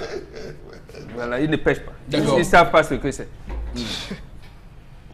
Une autre réaction ce matin par rapport à j'ai pris un proverbe, une réaction de Charles Aimé à Bonabéry. Un proverbe dit « La fortune vient en dormance », c'est dire que le moyen le plus sûr de s'enrichir est d'attendre passivement un euro coup du sort. Donc que cette femme oublie cette idée, car sa belle-sœur est désormais sa sœur, donc elle ne jalouse pas ce poste. Hein. Je pense bien à cause de, voilà, pour savoir ce que son mari il fait pas confiance. On va arrêter là pour l'instant avec les messages, mesdames, messieurs. On va prendre, et ça c'est passionnant, la revue des réseaux sociaux, Florazé. 3 informations pour ce jeudi 20 septembre, c'est fou comme le temps passe si vite. Et nous parlons justement de présidentielle pour cette année 2018, des partis de l'opposition qui rejettent la subvention du gouvernement. On en parle ce matin. Rappelons que le ministre de l'administration territoriale devait donc procéder à la remise dans la subvention du gouvernement au titre de l'élection présidentielle. On rappelle que plusieurs candidats déplorent les montants attribués aux différents candidats. On parle de 15 millions de francs CFA, donc c'est la somme qui a été attribuée à chaque candidat par le gouvernement. 3 candidats ont refusé de prendre cette aide à la campagne qu'apporte l'État. On a le MRC de Maurice Kamto, on a Franklin Ndi Forsèche, Espoir Matoma qui ont refusé de décharger cet argent. On rappelle que tous sont d'accord. Ce montant, certains estiment qu'il est insignifiant, certains estiment même sur la toile que c'est susceptible de créer des tensions sociales. Donc voilà, dans un montant qui divise justement au sein de l'opposition. 15 millions de francs CFA, Eric Fopoussi. Voilà. Alors, Ce matin, on va s'attarder autour de ces 15 millions parce que pour ceux qui étaient hier à Yaoundé, au ministère de l'administration territoriale, ce qu'on a vu là-bas quand même était quand même terrible pour une démocratie. Je pense que c'est l'un des moments les plus forts hein, de ce scrutin présidentiel puisque il y a eu des gens qui ont refusé de décharger l'argent. C'est-à-dire que on n'a jamais vu ça, que c'est petit, que c'est insignifiant. Ils ont estimé que cet argent-là, mais sauf que à côté de ça, il y avait des gens qui arrivaient là. Vous avez un candidat qui envoie, enfin pas qui envoie, il y a 3 représentants d'un seul candidat et mais finalement qui va décharger parmi vous. Mais les 3. Donc le ministre était obligé d'appeler mais qui est celui qui va décharger l'argent. Vous comprenez qu'au Cameroun, lorsqu'on parle d'argent, c'est toujours assez compliqué. Alors bon, Bengal, est-ce que ce que les candidats avancent comme argument pour refuser cet argent, vous trouvez ça tout à fait acceptable, recevable? Ce n'est non seulement recevable, mais c'est ce qu'il faut faire et même ajouter d'autres actions. Mais seulement il faut préciser que même ceux qui ont déchargé, il ne faut pas les condamner. Parce que nous sommes en matière de politique et chacun a ses stratégies. Oui. Vous pouvez prendre cet argent pour acheter le carburant. D'autres, même ceux qui refusent, je ne les condamne pas. Donc, mais en fait, est-ce que justement ça ne vient pas conforter l'idée qu'ont les gens que ces personnes qui refusent l'argent sont là pour faire du business et espérer avoir un gros pactole et qu'ils se retrouvent avec enfin, je veux dire, c'est l'image que certains candidats ont. Oui, on peut faire les interprétations qu'on veut. Oui. Mais l'essentiel, c'est quoi? C'est que l'État du Cameroun ne veut pas d'alternance au pouvoir, au sommet de l'État. Donc, et justement, c'est pour cette raison. Oui, c'est pour cette raison qu'on vous envoie sur des fausses pistes. On vous dit, vous allez vous couper les têtes. Vous voyez, bon voilà, pendant que tel autre a refusé, tel autre est venu, laissez ces débats-là. Est-ce que le vrai combat n'est pas justement d'imposer une loi qui précise clairement le montant? En 2004, c'était à 15 millions. En 2011, on est monté à 30 millions. En 2018, on revient à 15 millions. Est-ce qu'au final, ce n'est pas peut-être de préciser désormais dans une loi le montant exact de ce qu'on nous mais est-ce que nous avons une bonne loi? Nous n'en avons pas. Oui. Et vous qui êtes juriste, vous nous dites souvent qu'une loi a un esprit, il a la lettre. Oui. L'esprit de la loi qui encadre les élections au Cameroun, qu'est-ce que vous voyez comment ça a été fait? Lorsqu'elle a été votée, d'abord la réforme de 2012, que vous faites allusion, c'était d'abord que le député doit donner, je pense, dans les 10 ou 8 millions de francs. Oui. 3 mois après, ils se sont rendus compte que ce n'est pas vrai. Alors qu'on leur disait que ce n'est pas possible. Mais les députés l'ont voté. D'accord. 3 mois après, on les rappelle pour leur dire non, et essayer de revoir à la baisse. Vous voyez que l'esprit que l'exécutif qui a phagocyté tous les autres pouvoirs a, c'est que vous me laissez là tranquille. Vous me laissez tranquille et vous faites tout pour que personne ne vienne me déplacer. Voilà, c'est ça l'esprit. Donc, que ceux qui prennent ou ceux qui refusent n'entrons pas dans les débats de dire que oui, ils pensaient qu'on allait donner 150 millions pour ce. Non, justement, ils veulent qu'on y entre. C'est ce qui s'est passé en 92. Lorsque vous regardez aujourd'hui le président comme, du PAL comme Célestin Bézigui et Kodok, le Bello Bouba, je vous dis, ce n'est pas des traîtres. Oui. Parce que dès juillet-août 1991, Bello Bouba, par exemple, vous dit, moi je suis un prince, et un prince reste du côté du pouvoir, il ne s'accommode pas avec l'opposition. Kodok vous dit, je vais négocier avec tout le monde, y compris avec le parti au pouvoir. On commence à savoir, est-ce qu'on va renvoyer ou pas les élections législatives? On sort d'une réunion à Douala, Bézigui se retrouve au palais de l'unité pour prendre l'argent avec les Antar Ngasangai, les Kumbimbilitik, les Gustave Essaka, il y avait plein de partis. Donc en fait, il y a toujours cette débat et on veut vous envoyer dans ces débats. Vous les laissez. Non, mais quand même, pour la démocratie, pour que à l'avenir on soit quand même fixé sur le l'avenir exact de ce ils ne veulent pas à l'avenir le financement public des campagnes électorales. Oui, mais puisque ce pouvoir ne le fera pas. Donc à l'avenir, je souhaite que les partis, les 8 qui sont là, commencent, comme on l'a dit hier, à s'unir sur des problèmes, j'allais dire, factuels. Factuels. Et les CAM n'a pas, la CRTV n'a pas, on ne part pas. La consolidation des résultats de vote, on fait comment? Voilà comment, de manière factuelle, on va arriver. Et c'est comme ça que nous verrons la démarcation entre les partis qui sont des tops du parti au pouvoir et les partis qui sont vraiment les partis d'opposition. Parce que sinon, vous allez dire, oui, mais les opposants camerounais sont que les opposants. Non, tous là ne sont pas des opposants. Personne ne l'a dit. Non, non, les Camerounais, ils pensent que... Ce que l'on observe, c'est qu'une fois de plus, tout le monde semble surpris par cette situation, d'ailleurs, et c'est peut-être là aussi que ça pose problème, la démocratie. Ça veut dire que beaucoup ont présumé, ont eu la présomption de ce que si on a augmenté le montant de la caution, ça veut dire qu'on avait prévu aussi augmenter le montant du financement de la campagne électorale. Absolument. Mais quand on le vise, ce n'est pas parce qu'on veut mettre plein la poche. On veut sillonner le pays. Et justement, la première revendication de l'opposition depuis la nuit des temps a été que pourquoi on organise les élections en saison de pluie. D'accord. C'est justement les gens n'ont pas, l'opposition n'a pas le moyen de se déployer, alors que de l'autre côté, on a le moyen de l'État. Donc, c'est ça, ça participe à cela.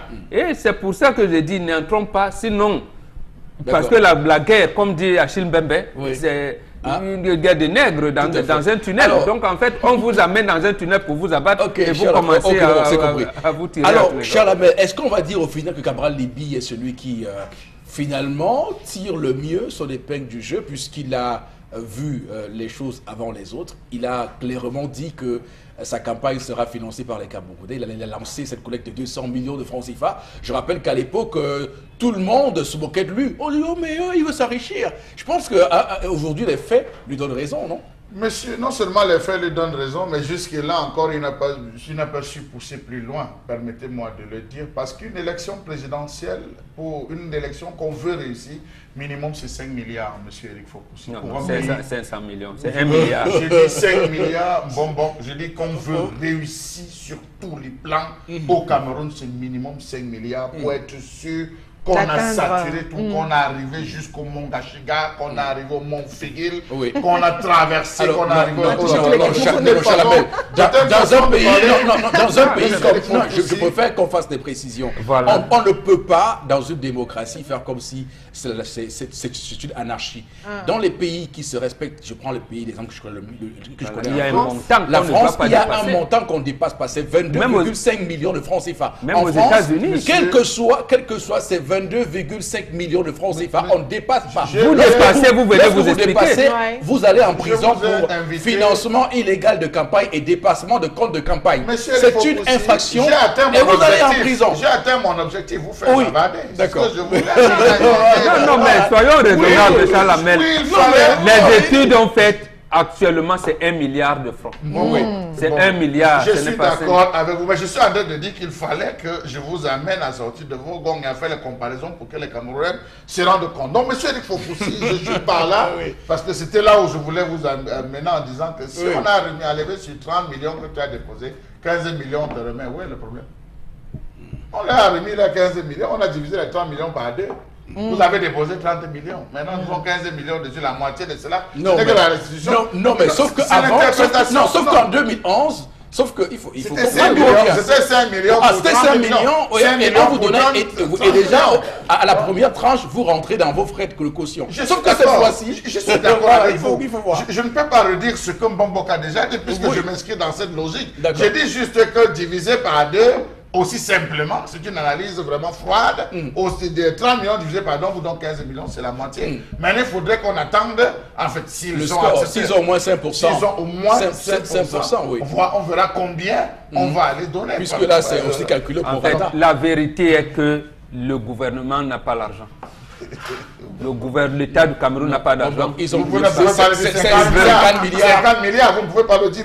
Je vous dis que les CAM n'ont pas ces 50 milliards-là. Ils procèdent par des manipulations de trompes. On ne peut plus tromper le peuple camerounais, ça se voit. La preuve, ils n'ont pas pu justifier, quand le FMI leur a demandé dernièrement combien on a dégagé pour Boko Haram, ils n'ont pas dit. Combien on a dégagé pour les forces de maintien de l'ordre dans les régions anglophones, ils ne l'ont jamais dit. Et ça risque même de bloquer d'autres financements. L'État n'a pas d'argent. Ils ont imprimé près de 90 millions de bulletins de vote. Ils auraient pu seulement faire le bulletin unique, économiser l'argent de ces multiplications on multiplie les postes comme ça justement pour... Bon, peut-être le terme est rébarbatif, mais pour engraisser l'État. L'État n'a pas l'argent. Et c'est pour cette raison, comme disait un téléspectateur tout à l'heure quand on parlait de la marine marchande, qu'il faut les enlever. Parce qu'ils n'ont plus, parce que le pouvoir en place n'a plus de pistes, n'a plus de perspectives pour amener les Camerounais vers le bien-être. Ils n'ont plus et ils ne savent même plus où aller. D'accord. En tout cas, on veut donc profiter du fait pour que vous commenciez une guerre civile entre vous. Et c'est là où j'ai dit les Camerounais sont matures. Ils ont compris ça dès le départ. D'accord. En tout cas, ce que l'on retient, et c'est rare de le préciser, c'est que les Camerounais devront, dans les jours à venir, mettre un peu la main à la poche pour soutenir les candidats qui sont là. Et ça, c'est même bien. Oui, parce que je peux vous dire que 15 millions de francs CFA même pas les flyers ne finance même pas une descente dans le plus proche de l'arrondissement de votre village. Donc, c'est compliqué. Oui, tendance, juste un petit mot là-dessus. C'est ce que j'avais à dire. Bon, Richard, on a parlé. C'est ce que j'avais à dire. D'accord. Donc, souvent, il faut alors, tendance, on a compris. Alors, Florazé, on va passer à autre chose. Oui, on parle du meeting de Cabral Libye, interdit. Donc, on est à Douala 5e. Et puis, c'est plutôt un signal inquiétant que les chefs de terre donnent également aux candidats de l'opposition. Vous pouvez imaginer, c'est une information qui buzz sur la toile. Je le rappelle, le sous-préfet de la 3e donc interdit ce meeting, et l'information également a été relayée donc hier sur les réseaux sociaux, déjà par l'un des membres de l'équipe de campagne du candidat, donc Abalibi, investi par le parti Univers à l'élection présidentielle pour le 7 octobre prochain. Une interdiction sur l'attaque est qualifiée de fallacieuse. On rappelle que le sous-préfet évoque l'indisponibilité du stade SICAM pour le 23 septembre 2018, qui est la date donc annoncée pour la tenue du dit meeting. Je rappelle que tout de suite une réunion d'urgence également a été tenue au sein même du parti Univers sous la supervision du professeur Kouvondor pour justement essayer de maintenir la date, le lieu et l'heure même du dit meeting pour cette date du 23 septembre. Peut-être qu'on aura bel et bien ce meeting qui sera donc tenu, qui était donc prévu pour cette date au stade SICAM ici même à Douala. Voilà donc l'information qui buzz sur la toile et Poussi et qui ne cesse d'attiser pas mal de commentaires. Alors, on a toujours dit sur ce plateau qu'on avait parfois des sous-préfets carriéristes et qui se prenaient souvent des largesses sur les libertés publiques au Cameroun, malgré les lois de 90, précisément celle du 19 décembre 1990 sur les réunions publiques et les manifestations publiques. Alors, ce qu'il faut dire, c'est que hier, il y a eu cette nomination du président Paul Biya de sous-préfet dans 19 arrondissements du Cameroun, on va dire des nominations à faible ampleur. Est-ce que des sous-préfets ont considéré cela comme une pression mise sur eux parce que est-ce que ils font la réflexion, est-ce qu'après les élections il y aurait-il pas en préparation et des nominations de plus large ampleur et du coup prendrait peur? Parce que hier, quand on a annoncé la nomination des sous-préfets, je peux vous dire que ça a commencé à cailler, trembler partout dans les arrondissements au Cameroun. Bon, Bengan, sur ces interdictions qui s'amplifient, même en période électorale, de campagne électorale, c'est qui est tout à fait surprenant. Quelle est votre analyse, quelle est votre appréciation? D'abord, je dirais au professeur Nkoumvondo de maintenir ce meeting et de le tenir. D'accord. Nous sommes en période de campagne, il peut tenir un meeting même au marché sans déclarer.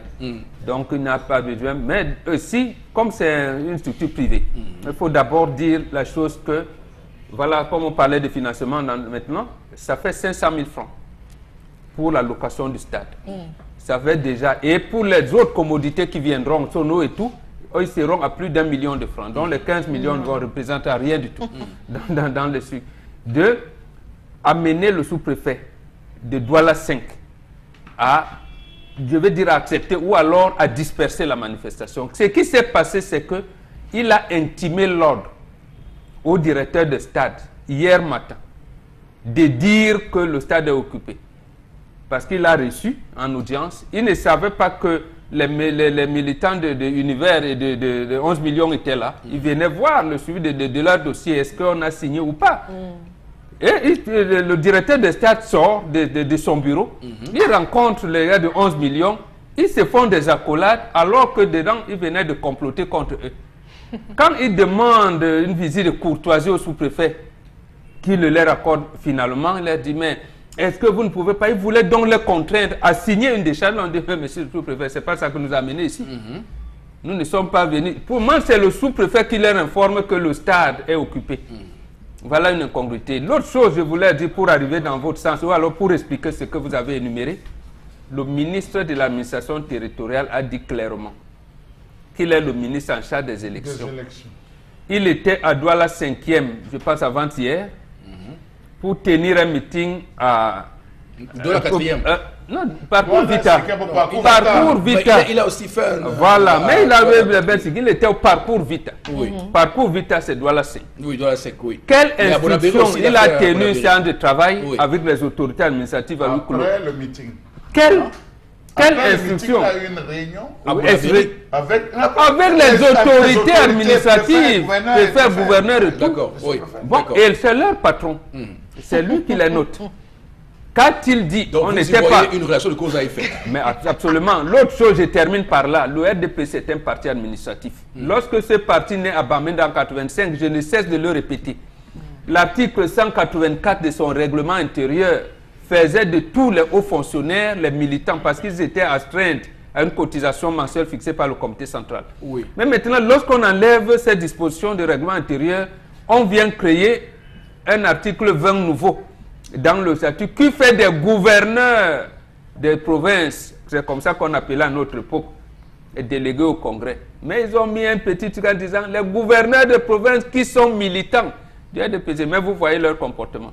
Quand vous avez donc un patron qui lui est les militants, on a vu M. Guélé dans le relation de cause à effet, un Oui. sous-préfet qui est un gouverneur qui est délégué au Congrès du RDPC, il va se comporter comment? Face à son patron qui lui est délégué au Congrès. C'est lui qui fait le rapport d'abord parce que c'est sa hiérarchie et c'est lui qui fait le rapport encore dans d'autres domaines. Donc, le sous-préfet qui ne se comporte pas en militant du RDPC. Mais comme il le fait, qu'ils sachent que 11 millions, là, c'est les jeunes qui ont les 20 ans, 25 ans. Ça veut dire qu'ils vont bagarrer politiquement pendant au moins 40 ans, 45 ans. Donc, il a déjà inscrit son nom. Lui-même, il sait si c'est en lettres d'or, ou en lettres d'argent, ou en lettres de bronze. Sur l'histoire de Cameroun. Je peux vous dire que si jamais il y a un changement de régime, ils feront amende honorable et diront que zéro. Les faux chivés, les Maïmati, je pensais être tout puissant, mais à un moment donné, on sait comment ça a mal tourné. Cher Lamel Badjou. Monsieur Eric Fopoussi, je pense que Mbok a essayé de tout prendre et le donner, et j'allais véritablement aborder la question de cette réunion, parce que la réunion qui a eu lieu, une réunion non pas improvisée, mais préparée, parce que l'autorité administrative du littoral était informée de ceci qui devait avoir un entretien avec le patron. Alors, est-ce que le ministre qui est arrivé, qui a tenu cette réunion, il a tenu en qualité de militant? C'est une question que je me pose. Est-ce qu'il a tenu en qualité de ministre? Oui, il a les deux. Puisqu'il est venu faire un meeting du RDPC. Voilà. C'est leur ministre. Alors, je lui dis, sous quelle bannière est-ce qu'il s'est présenté quand on sait que ceux qui vont, n'est-ce pas, à organiser un meeting ont des tenues spéciales qu'ils abordent, ils sont entourés de certains camarades, on le sait, mais Dieu seul sait que ce que nous avons vu, c'est le déploiement de l'administration. Quelles étaient les consignes pour que quelques heures après, M. Eric Fopoussi, on apprenne ce que tout le monde a appris. Alors, il faut tout simplement se dire ici là que ça rejoint encore cette lettre, cette note collective qu'avaient fait les différents grands responsables de l'opposition, les leaders, autant pour moi, des candidats à la présidentielle, dans ce sens qu'ils se plaignaient du temps de minutes à eux accordé. Donc c'est une façon de dire aujourd'hui que ici, là, le stade, c'est pas votre stade, parce que quelque part, il y a des déclarations qui ont été faites par un ancien député, toujours dans la zone, qui a dit que ce stade lui appartient. Ce stade lui appartient, ce n'est pas le stade. Donc, est-ce que ce n'est pas ces différentes confrontations auxquelles on va se retrouver entre les différents membres RDPC et tout? Ouais, d'accord, on va terminer rapidement. Alors, Florence, et vous, on va y aller rapidement. Oui, la troisième information, c'est toujours, on parle de la crise anglophone avec ces chefs religieux qui se prononcent, les leaders qui appellent également le gouvernement à réfléchir immédiatement pour contrôler les missions de forces armées dans les régions anglophones.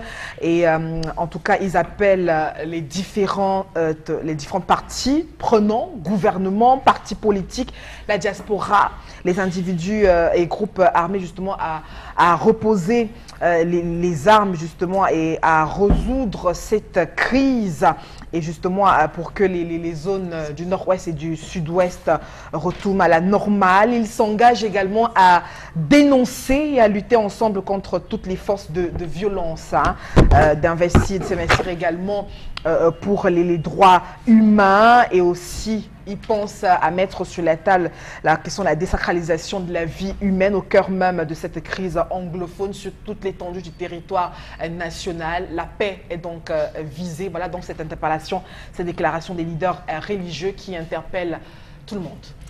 Voilà, on va dire enfin une bonne nouvelle qui nous vient sur la crise anglophone avec... oui, on va dire que si les leaders religieux font cette sortie-là, ça veut dire au moins qu'on parlera moins de morts ou de polémiques.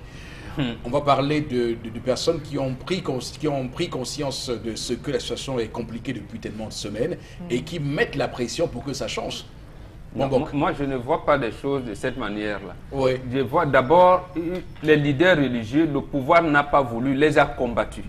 Si, puisqu'on ne fait pas l'histoire avec les si, ils ont empêché ces leaders religieux de tenir la conférence générale des anglophones fin août.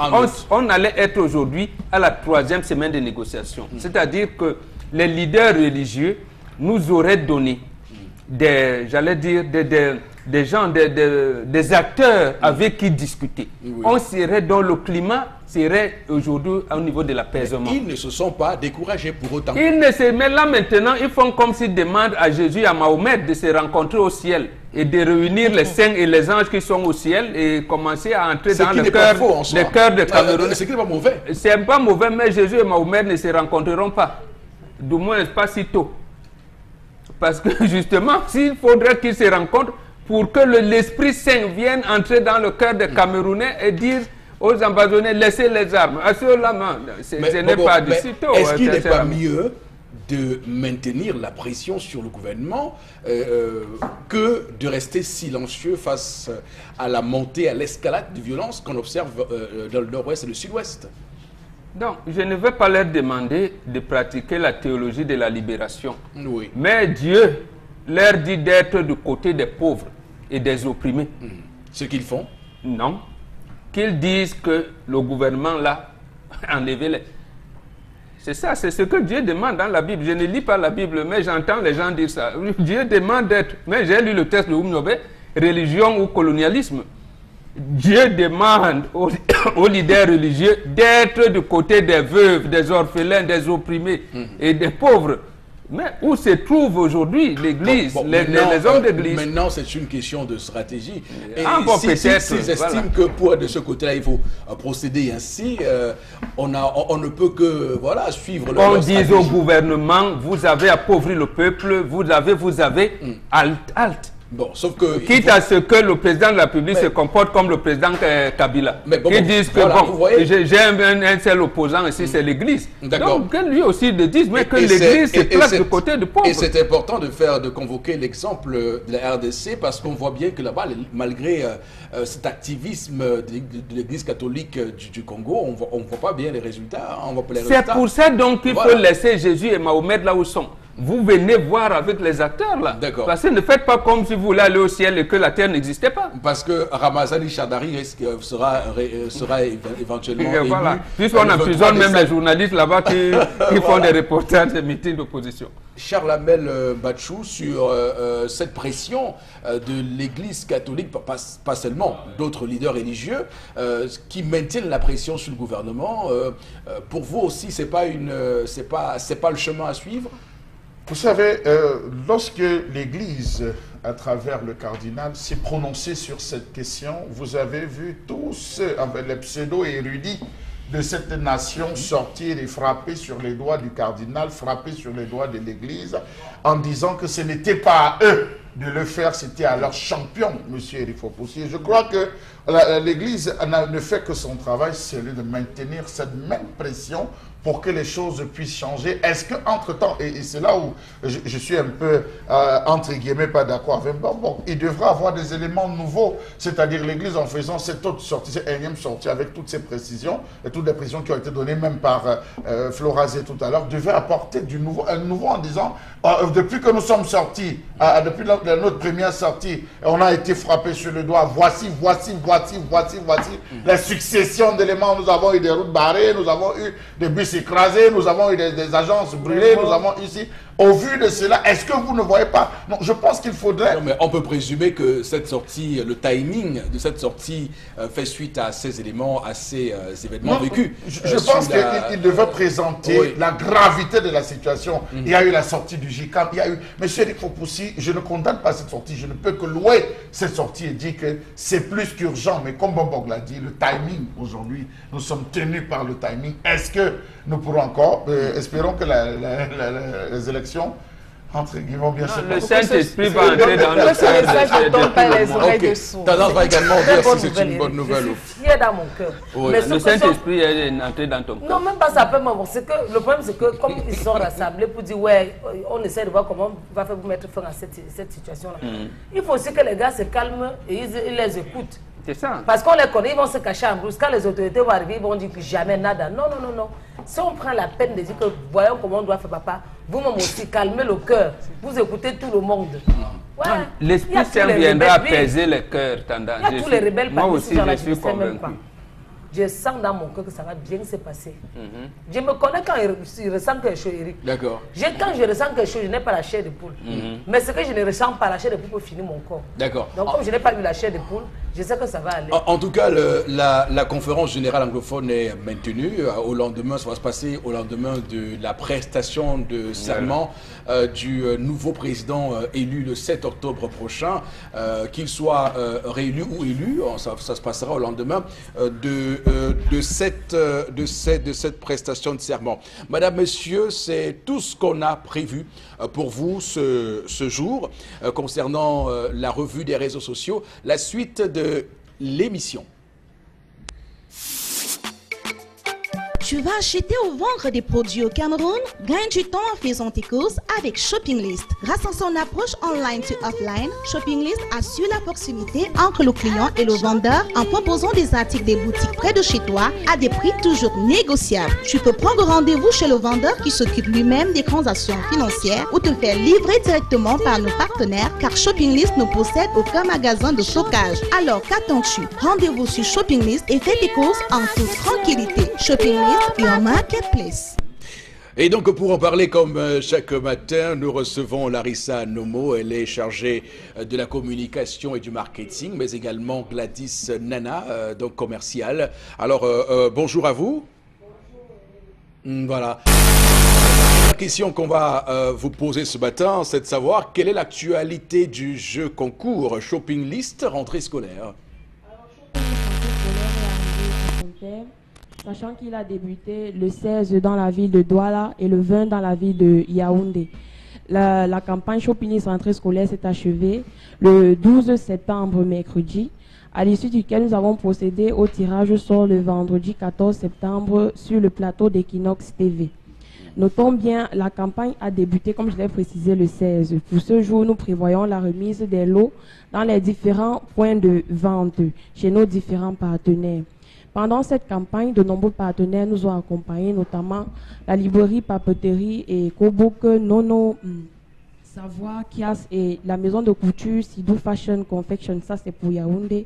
Pour Douala, à Yaoundé, c'est la librairie Ecobook et la parfumerie Fossa qui nous ont accompagnés durant cette campagne. D'accord, et l'autre question ce matin, pouvez-vous rappeler ce qu'est Shopping List? Alors, Shopping List, c'est un site web accessible sur tout appareil possédant un navigateur web. Donc, il faut avoir un téléphone portable, un smartphone bien précisément, un ordinateur, une tablette pour avoir accès à la page. Ce site met en relation directe le client et le vendeur.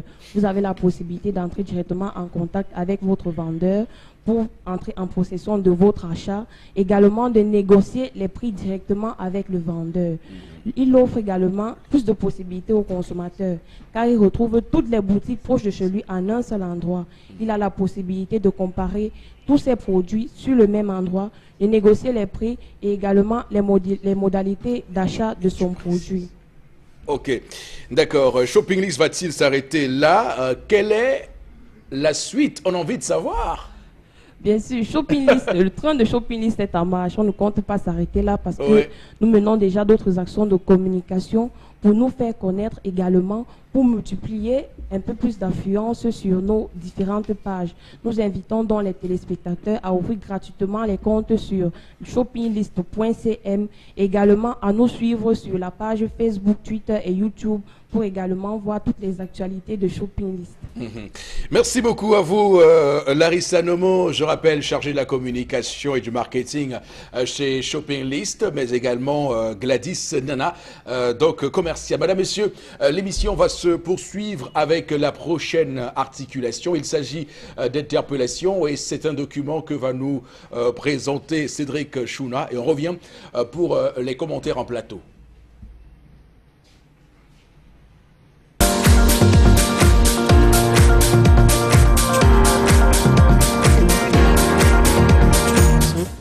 Nous traversons une période très délicate. J'exhorte tous les Camerounais, tous ceux qui savent que la paix est bien, tous ceux qui savent que la tranquillité et la paix peuvent faire grandir une nation, de se mettre en rang et accepter le dialogue avec, que ce soit les anglophones, que ce soit les francophones, pour qu'ensemble nous construisons un pays très fort. Et surtout ceux qui n'ont pas encore compris cette politique internationale vis-à-vis des pays pauvres, qui ne donnent pas du lait aux pays pauvres très endettés, qu'ils évitent de se faire manipuler par n'importe quoi dans les réseaux sociaux, qui d'ailleurs détournent beaucoup de jeunes, et chercher à savoir pourquoi certaines informations, savoir si une information est vraie avant de diffuser, parce que nous diffusons par moment des informations qui nous amènent presque nulle part.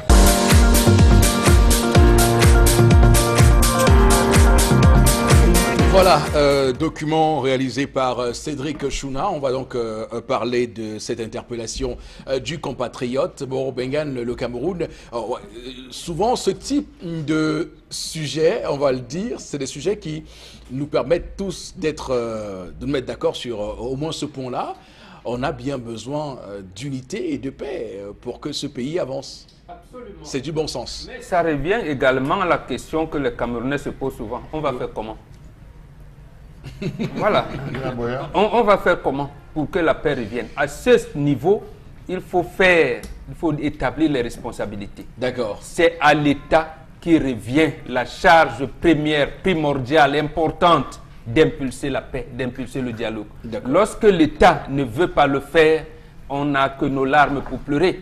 Donc il faut dire les choses, il faut dégager les responsabilités. Parce que j'entends certains citoyens dire « Oui, les responsabilités sont partagées. » Si, non. Oui. Les responsabilités ne sont pas partagées. Même si c'est partagé, tout le monde n'a pas le même niveau de responsabilité dans cette affaire de la paix au Cameroun. Donc c'est l'État en premier qui l'a fait. Et je le répète, le chef de l'État avec Amboué Machoyi et Dorothée Ndjema auraient pu se réunir et imaginer, pas imaginer, et revisiter la formule qu'eux-mêmes ont employée, ils avaient utilisée en 1979 pour que la paix revienne. Parce qu'en 1979, il n'y a eu aucune goutte de sang qui a circulé. Pourquoi aujourd'hui le sang circule? Voilà. Merci beaucoup, Boro Bengan, pour ces explications de l'interpellation du compatriote ce matin. Madame, Monsieur, permettez-moi de vous dire que nous allons parler aussi dans le zénith de ce matin de l'Institut universitaire et stratégique de l'Estuaire, en abrégé, je retrouve mes notes, je vous en prie, l'IUES INSAM, et pour en parler, Consilamine du concept Salaka nous a rejoint. Alors bonjour Consilamine. Oui, bonjour Eric, bonjour aux nombreux téléspectateurs et surtout bonjour à tous ces parents, bonjour à tous ces étudiants, bonjour à tous ceux-là qui sont à la recherche d'une école de formation pas comme les autres, qui sont à la recherche d'une formation à fort potentiel d'emploi. L'heure est arrivée. Première question pour vous. D'accord. Présentez-nous l'Institut universitaire et stratégique de l'Estuaire, Consilamine. Alors, ce matin, chers téléspectateurs, je viens dans une autre casquette pour parler cette fois-ci d'une école supérieure pas comme les autres. C'est 26 ans d'expérience, c'est 26 ans de succès, c'est 26 ans de professionnalisme et chaque année, cette école supérieure essaye d'innover davantage. Alors, ce matin, je vais donc présenter l'Institut universitaire et stratégique de l'Estuaire en abrégé, IUES INSAM. C'est quoi exactement cette école supérieure? Il faut le rappeler, c'est une école supérieure, pas comme les autres, comme je l'ai si bien dit, qui offre des formations à fort potentiel d'emploi dans des cycles tels que BTS, licence professionnelle, master professionnel et dans des filières également qui vous permettront, après une formation, d'intégrer directement le monde de l'emploi. Et parlant bien sûr de ces filières de formation, vous avez donc 3 grandes filières de formation qui sont présentées du côté bien sûr de l'Institut universitaire et stratégique de l'Estuaire, à savoir la filière commerce et gestion, la filière industrie et technologie, la filière santé. Voilà donc les 3 filières de formation qui sont dispensées en cours du jour et cours du soir dans nos différents campus du Cameroun et du Gabon. Parlant bien sûr de différents campus, l'Institut universitaire et stratégique de l'Estuaire, en abrégé UILS INSAM, offre des campus de rêve dans les villes suivantes. À Douala, nous avons 3 campus, notamment 2 campus sur la rue de Ndokoti, à côté bien sûr du collège Bénédicte, un campus du côté bien sûr de Yassa, en face de l'association Tradex. Du côté bien sûr de Yaoundé, on a un campus à la vallée Foué, et du côté bien sûr de Bafoussam, on a également 3 campus, notamment 2 campus au quartier Tamja et un campus non loin de Kami Toyota. Et pour cette année académique 2018-2019, l'Institut universitaire stratégique de l'Estuaire s'installe en plein cœur du Gabon, plus précisément à Libreville, dans un quartier chic de cette belle ville africaine. Voilà donc une présentation en quelques mots de cette école qui aujourd'hui vous permettra, chers parents, chers étudiants, d'obtenir une formation de qualité, question d'intégrer directement le monde de l'emploi. Quelle est la particularité de l'IUES INSAM? Alors, il faut le rappeler, Eric, il y a pas mal d'écoles supérieures au Cameroun, pas mal d'écoles supérieures en Afrique et dans le monde. Mais aujourd'hui, cette école supérieure qui a sollicité la communication du concept Salaka, étant donné que le concept Salaka ne communique pas sur n'importe quoi, et si j'ai accepté de communiquer pour cette grande école supérieure, c'est tout simplement parce que j'ai constaté qu'il y a pas mal de particularités, il y a pas mal d'innovations. Nous allons commencer directement par la première particularité qui fait de l'Institut universitaire stratégique de l'Estuaire l'une des meilleures école supérieure en Afrique, c'est tout simplement que tous les étudiants inscrits à l'Institut universitaire stratégique de l'Estuaire reçoivent gratuitement une certification. Oui, c'est la grande première au Cameroun et cette grande première se présente du côté bien sûr de l'Institut universitaire stratégique de l'Estuaire. Je dis bien, nous offrons des certifications gratuites à tous nos étudiants inscrits du côté bien sûr de l'INSAM. À côté bien sûr des certifications que nous offrons gratuitement, il faut également rappeler qu'il y a l'Institut s'est doté pour cette année académique de plus de 500 ordinateurs pour permettre à nos étudiants de mieux assimiler les cours durant l'année académique.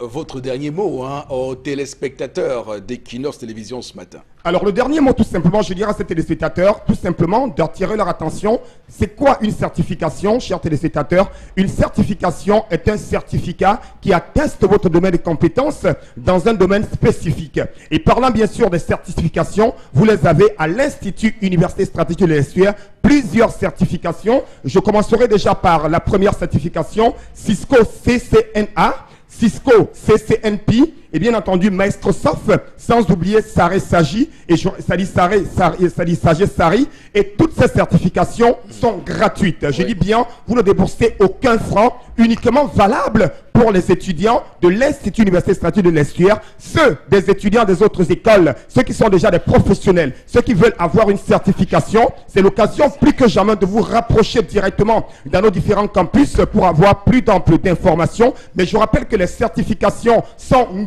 comme dirait quelqu'un, pour tous les étudiants inscrits pour cette année académique 2019 à INSAM et même pour les autres années académiques. Alors, chers parents, choisir une école supérieure, c'est bien, mais choisir INSAM, c'est encore mieux. C'est une formation par des enseignants de qualité, un cadre de rêve. Alors, j'invite bel et bien tous les parents qui me regardent en ce moment d'aller se renseigner, d'aller inscrire les enfants de ce côté-là. Et c'est une formation entièrement bilingue, réservée pour la section. C'est bon, Consilamine.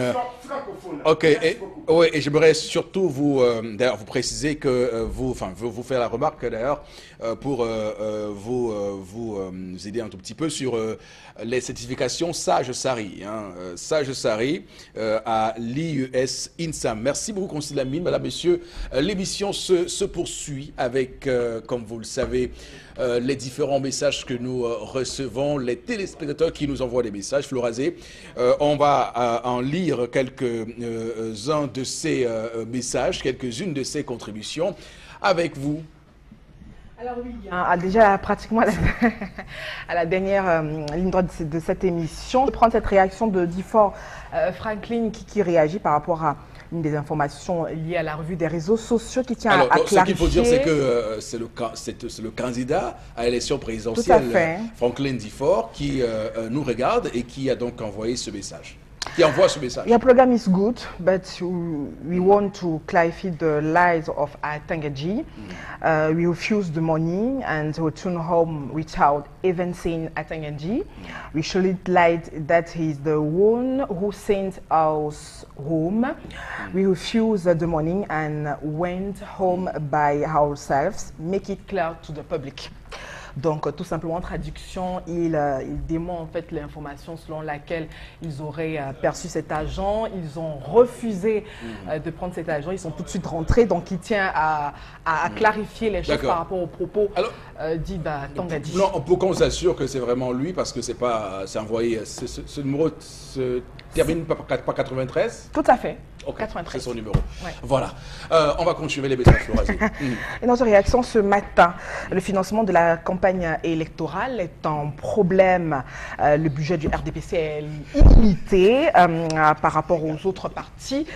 Quant au bulletin unique, son introduction serait économique, mais le pouvoir ne peut l'accepter car ça empêcherait des fraudes qui feront donc gagner le président du parti RDPC. Jean-Marc Kamga qui réagit ce matin. Et notre réaction ce matin, le RDPC n'a jamais gagné une élection crédible, nous dit Diallo à Garoua, une élection bien organisée, donc il compte sur certains compte les biens de l'État.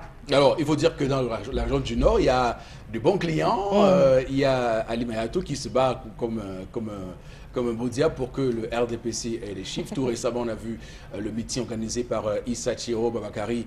Donc, il faut dire que là-bas, la bataille sera aussi tout à fait rude. Ouais. Alors, comment il s'appelle le monsieur Florazé Kamga, monsieur de Garoua. Ah, Diallo de Garoua. Voilà. Donc, bon, c'est beau d'envoyer les messages, hein, mais attention, il faut aller voter, je vous en prie. Voilà. Qui peut mieux faire pour ceux qui refusent, qui ont déjà, qui vont vite en besogne? On dit bien pouvoir, ils manifestent déjà leur faiblesse en refusant cet argent. Donc, sillonner avec, ils vont sillonner avec quoi exactement? Alors là, c'est le piège dans lequel il ne fallait pas tomber. Et bon, Bengal l'a d'ailleurs signalé ici. On ne doit surtout pas tirer sur ces candidats-là qui ont refusé de prendre les 15 millions parce que je peux vous dire que 15 millions ne représentent rien à l'échelle d'une campagne présidentielle. Donc ils peuvent s'en passer, que ça ne leur pose aucun problème. Ce qui se passe là, c'est la politique et la politique, ce sont les symboles. les symboles donc, qui permettent de se projeter à l'avenir pour que plus jamais on ait ce flou artistique qui entoure la question du financement des campagnes électorales au Cameroun et qu'on inscrive dans la loi électorale de 2012 le montant précis que l'État doit allouer aux partis politiques engagés pour cette compétition électorale. Bon, et même l'argent qui doit encadrer toute la campagne électorale, c'est-à-dire que la contribution de l'État, mais également la contribution le plafonnement. Le plafonnement, oui. Et là, on sait qu'on n'ira pas égal. C'est lui qui dépasse. Ce que vous dites là, ça va être compliqué parce que maintenant, on va exiger aux candidats de faire les comptes de campagne, toutes les factures qu'ils auront fait. On va rentrer dans leur comptabilité de campagne, voir les factures. Voilà. Et vous connaissez mes amis du parti au pouvoir. L'article 66 de la Constitution ne l'ont jamais appliqué. Donc, voilà. Vous savez. Donc. Parce que, et comme au Cameroun, les gens sont habitués, on organise un petit je vous dis quelque chose que nous avons vécu à Yaoundé, nous qui étions là-bas en décembre 1996. Le congrès du RDPC, le trésorier général Emma Basile, perd son âme, il dit que j'ai dans mes caisses 157 340 francs. Il dit que le parti a distribué beaucoup d'argent, mais ne me demandait rien. Demandez au secrétaire général. En tout cas, la preuve, ce jour-là, il refuse même d'aller siéger à la commission des finances. Voilà. En tout cas, pour cette question des comptes de campagne, je voudrais surtout préciser que, comme au Cameroun, il y a des champions de surfacturation, les champions on ne respecte pas la mercuriale, on vient gérer tout ce qu'on peut gérer là. On verra bien comment tout cela se fait. Merci beaucoup à tous et à chacun d'avoir été là ce matin, madame, monsieur. Point final pour cette autre édition de votre magazine 10-12 le Zénith. Rediffusion à 1h heure du Cameroun, minuit temps universel. À demain 10h. Que Dieu bénisse le Cameroun.